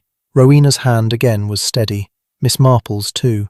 Outside, in the lane, a hen crossed the gravel. The clock on the mantel ticked, and in Miss Marple's mind, without hurry, without triumph, without any feeling at all beyond the small, cold, interior grief that always attended these moments in her long life, one further clear sentence took its place upon the shelf beside the others. A woman who is quite certain her mother is dead does not need to read the initials in her mother's glove to be sure of whose they are. They spoke, for a further 5 minutes, of the arrangements for the afternoon. Rowena rose. She thanked Miss Marple again, prettily. At the door, she paused. "Miss Marple, I wonder, since you have been so kind, I wonder if I may ask a small favour in return. Anything within my small powers, my dear. There is a man at the Blue Boar, a Mr. Peveril. He was once known to my mother. He is, I gather, unwell. I understand from Constable Pork that he attempted, last night, something which we shall not speak of. I would be very grateful, Miss Marple, if, should he recover, you would ask him not to call at the house. My mother suffered enough at his hands in her lifetime. I would rather he did not add to it in her grave." She said it very gently, very properly, with the exact tone of a young woman conveying a difficult family matter to an elder she trusted. It was perfectly done. It would have persuaded anyone in the parish, and it would, Miss Marple thought, persuade the inspector before luncheon. "I shall speak to him, my dear," said Miss Marple quietly, "when he wakes." "Thank you." "When he wakes," Miss Marple repeated, and she watched, as she said it, Rowena Ambrose's face. There was, for the space perhaps of half a heartbeat, a very small stillness in it. The stillness of a young woman who had, until that instant, been perfectly certain that Mr. Peveril had not, in fact, been going to wake. Then the stillness passed. The composure returned. Rowena smiled her small, correct smile, and inclined her head, and went out into the sunlight down the path, and closed the gate behind her with the quietness of a woman who had, that morning, thought her business finished, and had just, without quite understanding how, discovered that it was not. Miss Marple stood at the window and watched her go. She did not sit down again until Rowena had turned the corner by the vicarage wall. Then she went to her writing desk and took a fresh sheet of paper and wrote out, this time in a firm, dark hand, a second note. It was to Mr. Halland at the estate office. It read only, "Come to me at 3 o'clock by the field path. Bring the Sunday letters if you kept them. J.M." She sealed it. She sent it by the same boy. She sat down again in her chair by the fire and folded her hands upon her knee and waited, as she had waited, at various long intervals in her life, for other quiet appointments of this kind, for the afternoon. Section 9. What was in the Sunday letters? She sat down again in her chair by the fire and folded her hands upon her knee and waited for the afternoon.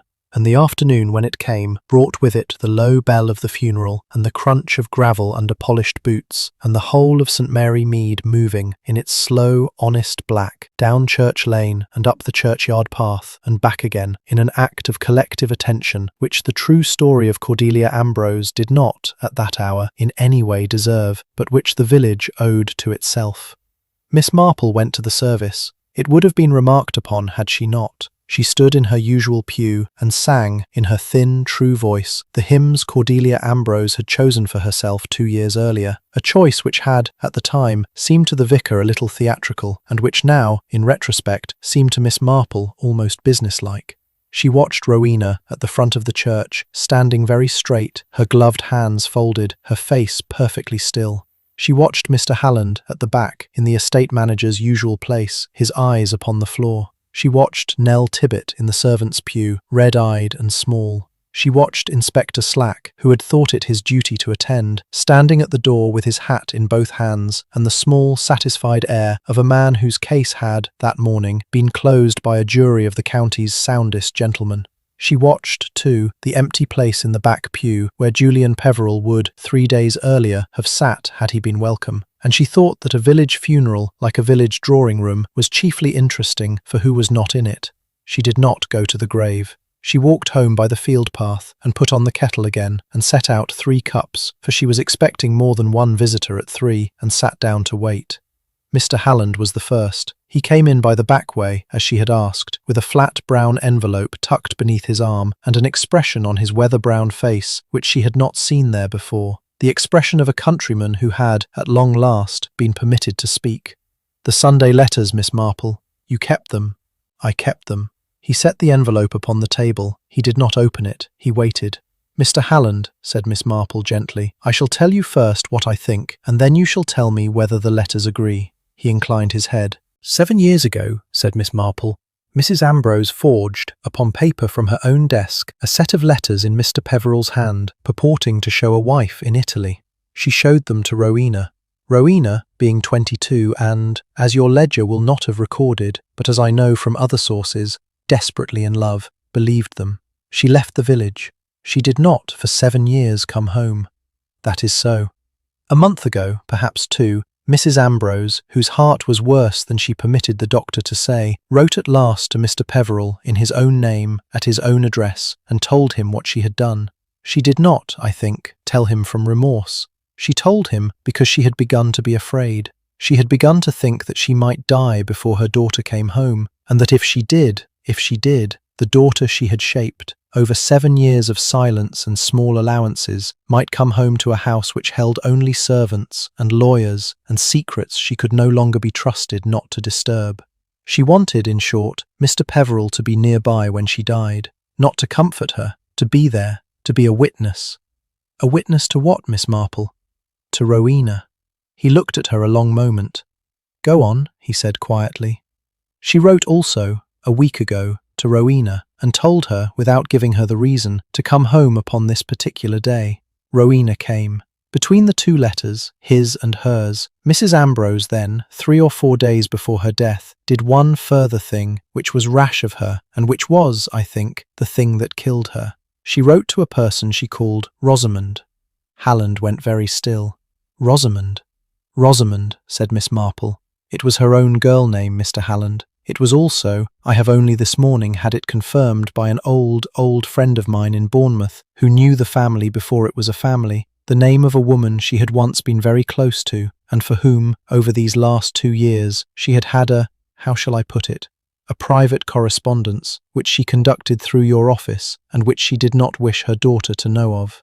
He drew the flat envelope towards him. He opened it. From it, he took 2 thin bundles of letters, each tied in a plain cotton tape. He set the smaller of the 2 before her. "These," he said, "came into this office by the Sunday post, over the last 2 years, addressed always to Mrs. Ambrose, by the name of Rosamond, in a hand not known to me. Mrs. Ambrose collected them herself, in person, from the office upon Mondays. She read them here. She never took them into the house. Upon her instruction, I burned them each in the office grate as soon as she had read them. All except one." He drew from beneath the tape a single sheet of cream-coloured paper. "This one," he said, "she left upon the desk by accident, upon her last visit 3 weeks ago. I found it after she had gone. I have not shown it to her. I have not shown it to any living creature. Read it, Miss Marple, and then tell me if I am to burn it, and I shall burn it, and there will be an end." Miss Marple took the paper. She read it. She read it twice. When at last she set it down, her hands, for the first time in 2 days, were not quite steady. The letter was in a young woman's hand, a firm, clear, well-taught hand, of the kind produced by good schools in the years just after the war. It was undated. It was signed only R. It ran, "Dearest, I have your letter, and I have thought of it these 3 weeks, and I cannot do what you ask. I am not what you have made of me in your mind. I am the daughter you gave away because it was easier, and I have grown up in a small house in a small town with a small, kind woman who told me only, when I was 15, that my mother had been a lady in the country, and that my name, my real name, was Rowena. I have kept the name. I have used no other. I know now who you are. I know now who my sister is, for she must be my sister, since we share not only a mother but a name, and I ask you not to write to me again in this manner. Do not send for me. Do not send me money. Do not, above all, tell her. She has been your Rowena all her life, and she has had, I hope, in return for that name, everything I did not. Let her keep it. Let her keep you. I ask nothing. R." There was a very long silence in Miss Marple's parlour. Outside, on the lane, the last of the mourners were coming back from the churchyard. Their voices, muffled by the leaded panes, rose and fell like water upon a distant stone. "Mr. Halland," said Miss Marple at last, in a voice softer than any she had yet used that day, "there are 2 Rowenas. There are 2 Rowenas. There have been 2 Rowenas in truth, for 29 years. The elder, the one raised in the small, kind house in the small town, has never troubled her mother in her lifetime, and would, I think, never have troubled her in her death. The younger, the one raised at Winterbourne, has been all her life her mother's Rowena, and has now discovered, in some hour I cannot yet fix, that she was not the only one." He looked at her. "You are saying, Miss Marple, that Miss Rowena knew?" "I am saying," said Miss Marple, and her voice was very quiet, "that some time in the last 3 weeks Miss Rowena found her mother's Sunday letter, perhaps this one, perhaps another, and when she read it, she understood, all at once, 3 things. That she had, for 29 years, been the substitute for a child her mother had given away and never entirely relinquished in her heart. That her mother had, 7 years ago, destroyed the only marriage that would have taken her out of that house, because it would have taken her out of the compensation her mother had been paying, in coin of love, all her life. And that her mother, at the last, in the very letter which had summoned her home upon the morning of her death, had intended to tell her from her own lips the whole of it, not from remorse, but from that peculiar late honesty of the dying, which is often only the desire to be, for once, correctly remembered. Halland looked at his hands. And when she understood these 3 things, Mr. Halland, Miss Rowena did what her mother had taught her, 7 years ago, to do when a story could not be born. She made another. Only she made it a little more efficiently than her mother had done, for she came down 2 nights early, quietly, on an earlier train, and put up at a small hotel in Much Benham, under her own name. One can, in this county, put up at a small hotel under one's own name and not be noticed if one has good luggage and a still face. And she walked up to Winterbourne in the night, and she let herself in by the garden door, of which she still had a key, and she went upstairs to her mother's little sitting-room, and behind the china spaniel on the second shelf of the walnut cupboard, she took her mother's own bottle of heart medicine, and she measured out a dose. Only she did not, I think, mean it as a dose. She meant it as a shock. She meant her mother, in the last quiet talk her mother had planned for that morning, to feel, just for one moment before she died, the exact quality of the wrong she had done both her daughters. She did not, in short, mean her mother to die. She meant her mother to know. But she died. She was 70. Her heart was tired. She had been walking upright towards her grave for 2 years, and it took only one careful hand to move her the last step. And Rowena, this Rowena, sat with her, I think, at the end. She sat with her, in the dark, in that room, until she was sure, and then she rang for the estate manager. not by telephone, for she could not, in her own person, be at Winterbourne at that hour, but by the bell rope in the mistress's room, which rings, as you know, in your own cottage across the yard. She rang it once, and you woke and thought it your mistress, and you went to the office and telephoned the doctor, as your mistress had, 3 days before, told you to do. And by the time you crossed the yard to the house, Rowena had gone out again by the garden door, and back down the hill, and up the road to Much Benham Station, and on to the 10:20 from Paddington, which, of course, she had never truly left. Halland put his face into his hands. "And Mr. Peveril?" he said, muffled. Mr. Peveril, said Miss Marple softly, was, from her point of view, the second necessity. He was the one living witness to the fact that her mother had, in the last month, written to him in remorse. If he lived, he would speak. If he died as a suicide, with a confession that fastened the whole old scandal to himself, he would speak in her favour, and would speak no more. She did not, of course, know that she had already been seen from an old lady's parlour window, and from beneath the yew at the Lich Gate, and from the elm walk behind the meadow. She thought, poor child, that she was, in this village, invisible. She thought that because her mother had taught her all her life that she was. Halland lifted his head. "Miss Marple, what are we to do?" Miss Marple did not at once answer. She was looking down at the letter signed R. "We are to do," she said at length, "what the dead woman asked. She asked at the last for a witness. She did not, in the event, get one. But we shall be one now, Mr. Halland. You and I and Mr. Peveril when he wakes, and, if she will consent to it, the woman who signed this letter, whose small, kind house we shall, I think, find easily enough by the frank upon the envelope.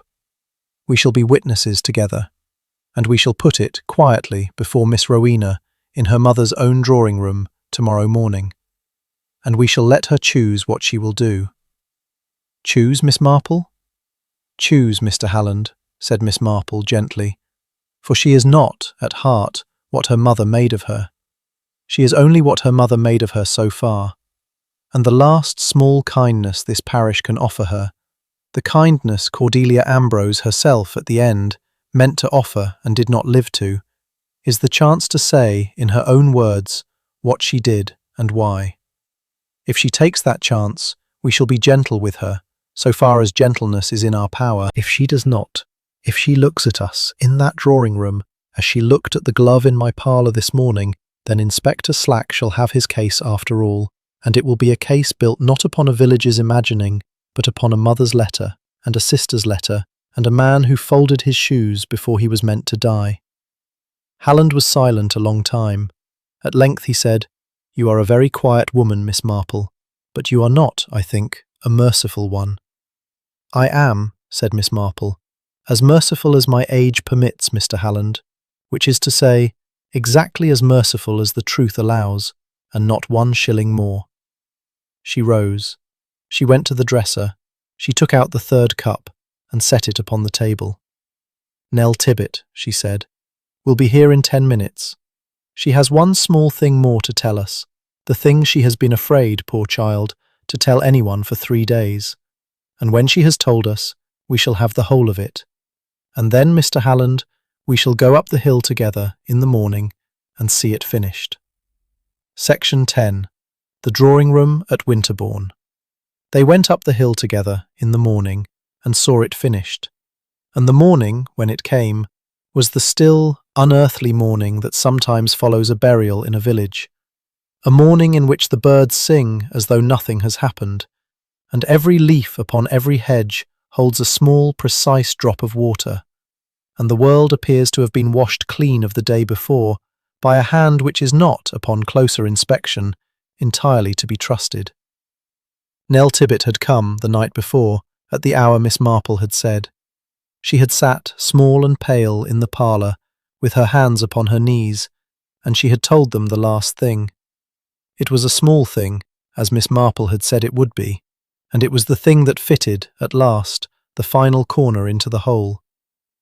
On the Sunday evening, the evening of the quarrel about the advance on her quarter, Nell had, coming back late from the kitchen garden, seen a light in the little sitting room off the landing, though the mistress was already downstairs at dinner. She had thought it careless of cook, and had gone up to put it out. In the sitting room, beside the walnut cupboard, she had seen, for one instant, no more, a woman she had taken at first sight for Miss Rowena, though Miss Rowena had not, at that hour, been in the house for 7 years. The woman had turned. Nell had seen her face. The face had smiled, a small, quick, entirely composed smile, and had said, in a low, pleasant voice, "You will not, I think, mention this, Nell. I have come home a little earlier than expected to surprise my mother." And Nell, being 17 and afraid, and trained since childhood to obey ladies with composed faces, had said, "No, miss," and had gone away, and had not mentioned it, and had not, until this hour, connected the woman in the sitting room to the woman who had walked from the station upon the Tuesday morning with a lily in her hand, for she had assumed, all the days between, that she had seen a ghost. "Nell," Miss Marple had said gently when the girl had finished, "you did not see a ghost. You saw a young woman doing something wicked. It is not the same thing. Come tomorrow at 9 and stand beside me and say quite clearly what you saw. You will be, in that room, the smallest of us, and the youngest, and the least considered. And you will, I think, be the one whose voice will settle it." Nell had lifted her small chin and had said, "Yes, Miss Marple." They walked up the hill in the order they had agreed. Mr. Halland went first, in his second-best coat, with the japanned box in a satchel over his shoulder. Miss Marple came next, at her own pace, with her stick. Behind Miss Marple came Nell Tibbet, silent, in a clean apron. Behind Nell came Dr. Haydock, with his professional bag, which he had brought not because he intended to use it, but because a doctor's bag, in a village, is a kind of authority in itself. And behind Dr. Haydock, at a small distance, so as not to be seen from the upper windows of Winterbourne House until the last possible moment, came Julian Peveril, on his own 2 feet, pale and thin, and steadied at the elbow by no one, but walking of his own will, in the suit in which he had, 3 nights ago, folded his shoes. They did not go to the front door. They went, at Miss Marple's word, to the garden door, the same garden door by which a certain other visitor had let herself in and out again 3 nights before. Mr. Halland had the key. He turned it. He held the door. They went into the drawing-room. Miss Rowena Ambrose was there. She was sitting at the small writing desk by the window, in a plain, dark morning dress, writing what appeared to be, and probably was, a letter of thanks to a distant cousin. She looked up when the door opened. She did not rise.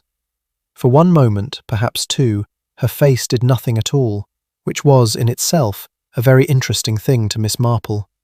And then it composed itself, as it always composed itself, into the small, correct, sympathetic expression of a young woman receiving morning callers. Miss Marple, Mr. Halland, Dr. Haydock, Nell, and, her eyes moved without hurry to the 5th figure in the doorway. And Mr. Peveril, this is unexpected. Please, sit down." They did not sit down. Miss Marple moved forward to the centre of the room. She stopped by the small round table upon which Mrs. Ambrose had, in her lifetime, kept her afternoon novel and her spectacles, and which was now, as Rowena had, in the days since the death, arranged it, perfectly, almost unnaturally, bare. "Rowena, my dear," said Miss Marple, in the gentle, faintly apologetic voice she reserved for the most difficult sentences of her life, "we have come to talk with you, if we may, about your mother." "Of course, Miss Marple. I shall be as brief as I am able. Mr. Halland has in his satchel a bundle of letters written to your mother over these last 2 years by a young woman living, I believe, in a village near Salisbury. He has also a letter written by that young woman 3 weeks ago, in reply to one from your mother. I shall not read it aloud. You will, I think, prefer that I did not. Its content, however, is that your mother, some years before you were born, had a child, a daughter, whom she gave into the keeping of a small, kind couple in that village. That daughter's name, my dear, is Rowena." Rowena Ambrose sat very still. "Rowena," Miss Marple continued, "was the name your mother had already chosen for her first daughter, before she left her, and it was the name she gave 10 years later to her second, to you. Your mother, in short, gave you her lost child's name. She did not tell you that. She did not, I think, quite tell herself. But she wrote, over these last 2 years, Sunday letters to that first Rowena, under her own girl name of Rosamond, and Mr. Halland brought them into this house one at a time, and burned them one at a time, and kept, by an accident which I do not believe was quite an accident, one. Rowena did not move. 3 weeks ago, said Miss Marple, you found that letter. I do not know where. I know only that you found it. And I think, my dear, that from the moment you read it, one thing became in your mind no longer possible. That your mother should live, either to tell you of your sister to your face, or to bring your sister at last home to this house. It was a very great deal to bear, and I do not, in any hour of any day, forget that. But it was not, in the end, what you did with it that troubles me.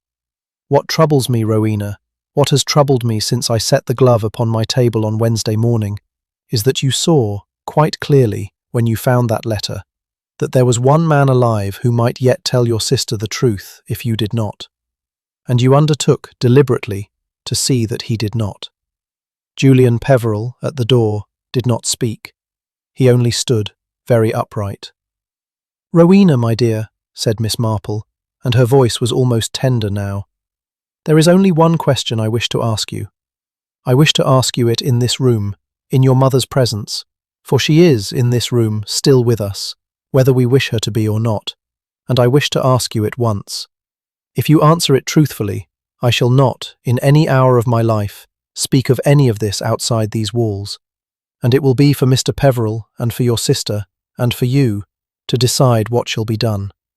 If you do not answer it truthfully, I shall walk out of this room now with Dr. Haydock, and by luncheon Inspector Slack shall have in his hand the letter from your sister, and the letter forged in Mr. Peveril's hand, and Nell Tibbet's small, clear voice, and the print of your shoe beneath the third elm. Do you understand me, my dear? For a long moment Rowena Ambrose said nothing. She looked at Miss Marple. She looked, once, quickly, at Mr. Peveril, and then away. She looked at her mother's chair, the empty one by the fireplace, the one nearest to where they stood. She looked, last of all, at the small, round table by her hand. Then she said, in a voice so level it might have been reading the weather, "Ask your question, Miss Marple." Miss Marple asked it. "When your mother spoke to you, in that room, on the night she died, for I know that you were with her, my dear, and I know that she was, at the end, still able to speak, did she tell you, of her own accord, that she had loved you no less because there had been another Rowena? Or did you leave her without her having said it?"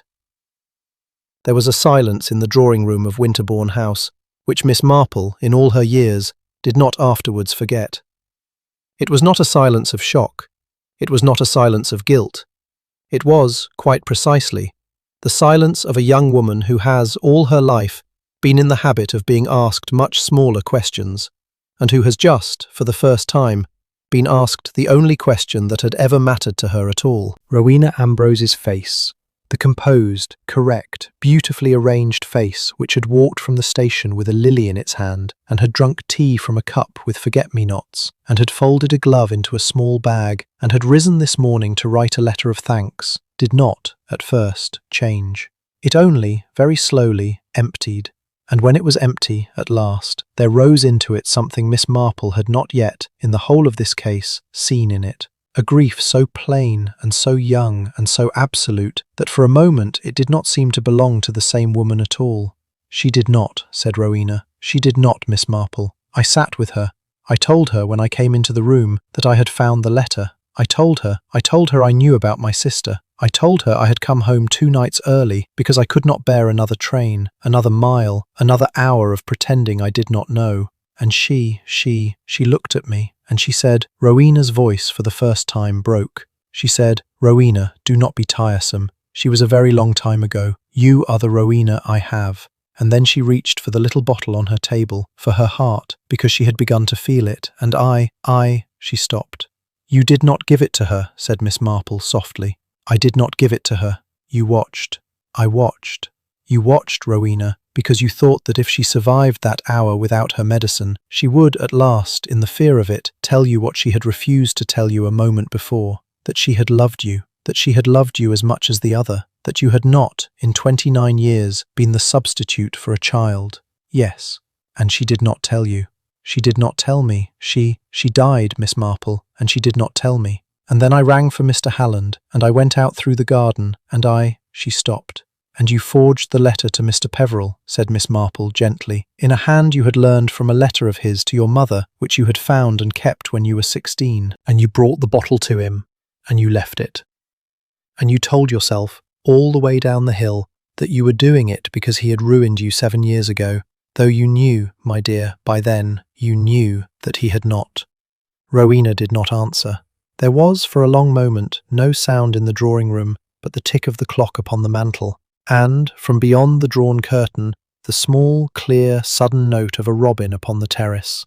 Then Julian Peveril from the door said quietly, "Rowena." She looked at him. It was the first time in 7 years that she had looked at him. "I am," he said, "still alive.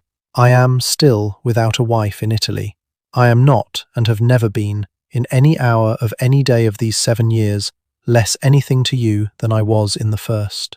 Whatever you have done, whatever you may yet be required to answer for, you are not in this room alone."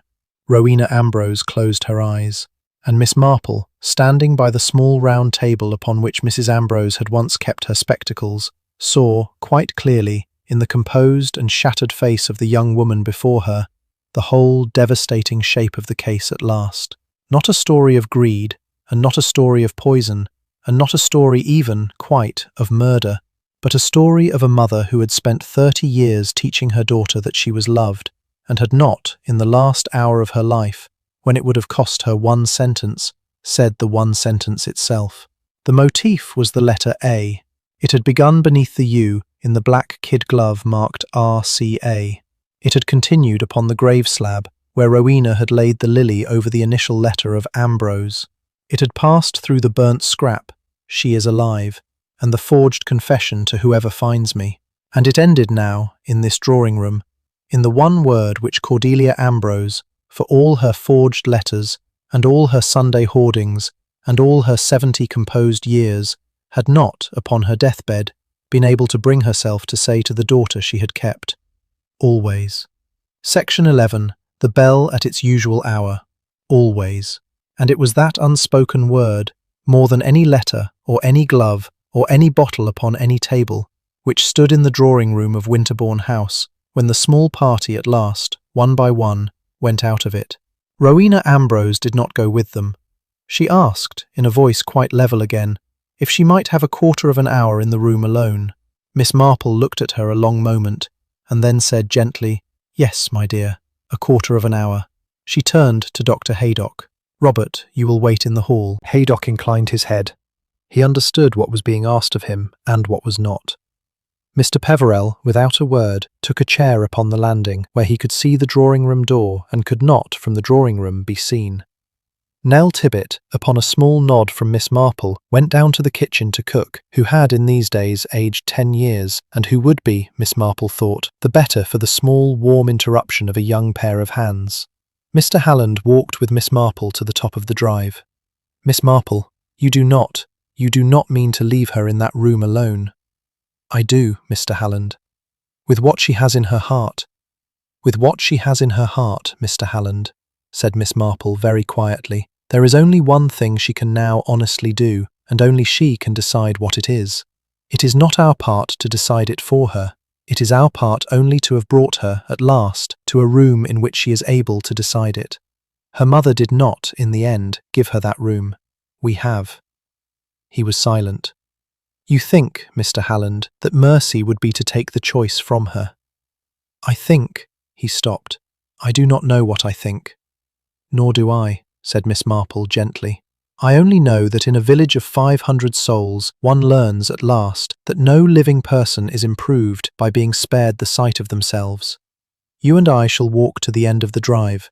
Dr. Haydock is in the hall. Mr. Peveril is upon the landing. She is not alone in the house, Mr. Halland. She is only alone in the room. It is a very small distinction, but it is the one that matters." They stood together at the end of the drive.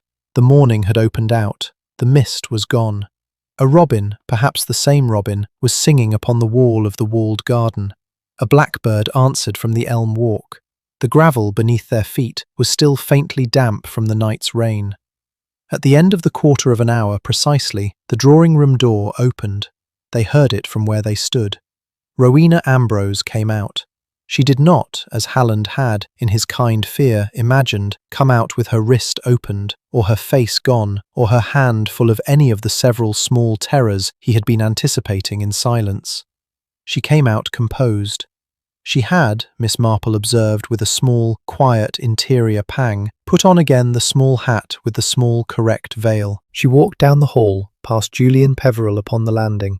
She did not look at him, but she touched, very briefly, the back of his chair as she passed, and down the stairs, and out at the front door, and along the gravel to where Miss Marple and Mr. Halland stood. "Miss Marple, my dear, I should like, if it may be arranged, to speak this morning with my sister." Miss Marple looked at her. "It may be arranged, Rowena. I should like, before I speak to Inspector Slack, to speak to her." "Inspector Slack, my dear?" "I shall go," said Rowena, quite level, "to Inspector Slack this afternoon. I shall tell him what I did and what I did not do. I shall not tell him about the letter my mother wrote to Mr. Peveril. That is his letter, and it is my sister's letter, and it belongs to them, and I have taken enough from both of them. But I shall tell him about the medicine, and about the letter I forged, and about the bottle at the Blue Boar.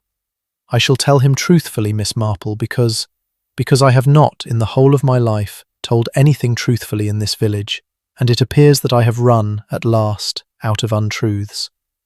Miss Marple for a moment could not speak. Then she said very softly, "Yes, my dear, yes. You will help me?" "I shall help you, my dear. Thank you."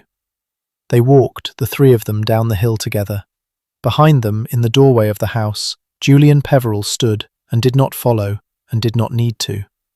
The village was going about its ordinary business. A cart from the farm was coming up the lane. Mrs. Folks in the shop was weighing plums. Mrs. Hartnell upon her doorstep was watching for someone to whom she might, that morning, deliver a theory, and did not quite call out as they passed, because there was something in the way the three of them walked that even Mrs. Hartnell, upon the fourth attempt at the sentence, could not in the end complete. They passed the lich gate. Beneath the yew in the wet grass there was no glove now, and no sign that a glove had ever been. Miss Marple did not look at the spot. There was no need. The place had done its work.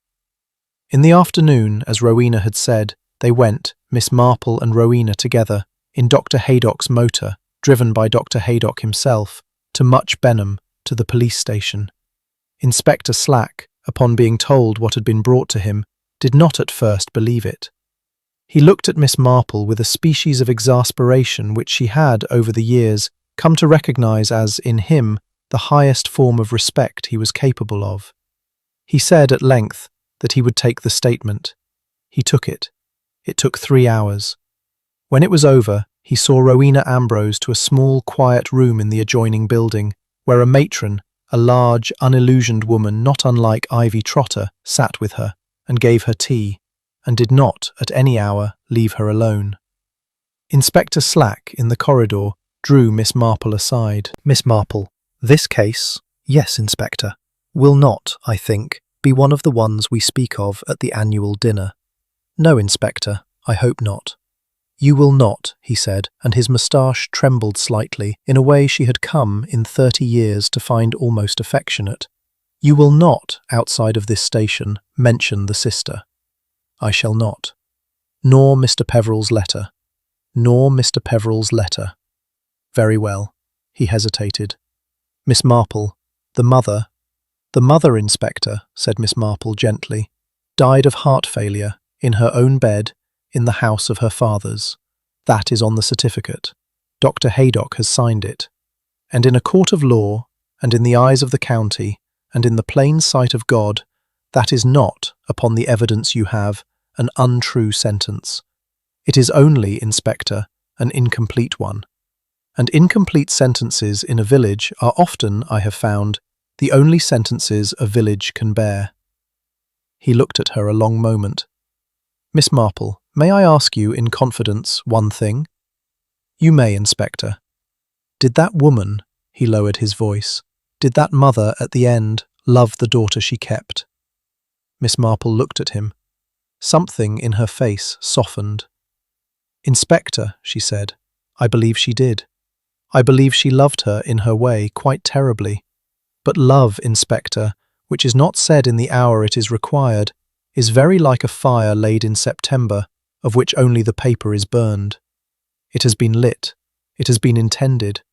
It has done, in the end, no harm to the cold in the room. He was silent. Good day, Miss Marple. Good day, Inspector. They drove home in the last of the afternoon light. Dr. Haydock did not, in the car, speak. Miss Marple did not, in the car, speak either. She sat with her hands folded upon her lap, and she watched as the road unwound, the hedgerows of Wiltshire go by, the hawthorns already beginning to redden, the elders heavy with their black berries, the small blue harebells that had, this year, lingered later than usual in the ditches. She thought of Cordelia Ambrose, upright, walking towards her grave for 2 years.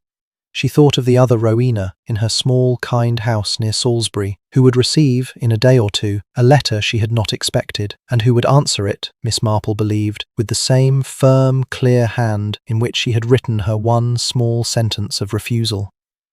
She thought of Julian Peveril, sitting still upon the landing of Winterbourne, and of what he would, in the days to come, say and not say, and of the small, austere kindness of a man who had lived 7 years upon a lie, and had refused, at the last, to add another to it. She thought of Nell Tibbet, safely at Cook's elbow, and of the small chin lifted at last in her parlour. She thought of Mr. Halland, walking down the hill in his second-best coat, with the japanned box under his arm, keeping his old promise and his new one, both.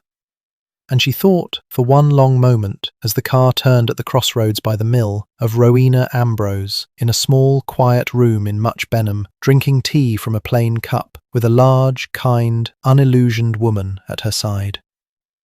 They reached St. Mary Mead at a little before 6. The village was already lighting its lamps. The bell of the parish church rang, at the hour, its ordinary evensong, a full, patient, unambiguous note, at the hour it was expected, in the tone in which it was expected, by the person who had been ringing it in that tone for 40 years. It was the bell as it should be. It was the bell as the village had, until Tuesday morning, always known it. Miss Marple stood, for a moment, in her own gateway, and listened to it. The village equilibrium had returned. It had returned quietly, as such things do. It had returned without gossip, and without the closing of the case in any of the several dramatic manners the village would, in the weeks to come, invent for itself. It had returned in the shape of the bell at its usual hour, and of Mrs. Fulks putting up her shutters in the shop, and of the vicar's spaniel barking, as it always barked, at the vicar's own approaching bicycle. But there was, in Miss Marple's own quiet ear, a small moral echo which she knew would not, in her lifetime, quite go away. It was the sound of a sentence not spoken in a certain drawing-room on a certain night by a certain 70-year-old woman who had had, upon her table, a small bottle within reach of her hand and a daughter within reach of her voice. It was the sound of the word always not said. She went into her house. She hung up her coat. She took from her japanned box one thing, the letter signed R. She read it once, standing by the fire. Then she folded it and placed it in a fresh envelope and addressed the envelope in her small, neat hand to the address in the small, kind village near Salisbury from which it had come. Inside the envelope, with the letter, she placed a single sheet of her own writing paper, upon which she had written, in the same small hand, only one sentence. My dear, she meant in the end to bring you home. She did not have the time, but she meant it. I was there. J.M. She sealed the envelope. She set it, ready to post, upon the little table by the door. She sat down in her chair by the fire. She took up her knitting. She resumed the small grey square she had set aside 3 evenings before, on the night of the second bell. The needles moved in her hands with their old quiet rhythm. Outside, upon the lane, someone, Mrs. Price Ridley most probably, passed with a lantern and did not stop and did not knock. The bell of St. Mary Mead rang the quarter at its usual hour in its usual voice, and Miss Jane Marple, in her chair by the fire, with the letter upon the table and the small grey square upon her knee, thought, as she had thought many times, in a long life of small parlours and long silences, that the true tragedy of a village was never, in the end, the crime that had been committed in it, but the sentence that had not, in time, been spoken, and that of the two, only the first was, by any hand, ever quite finished. The end.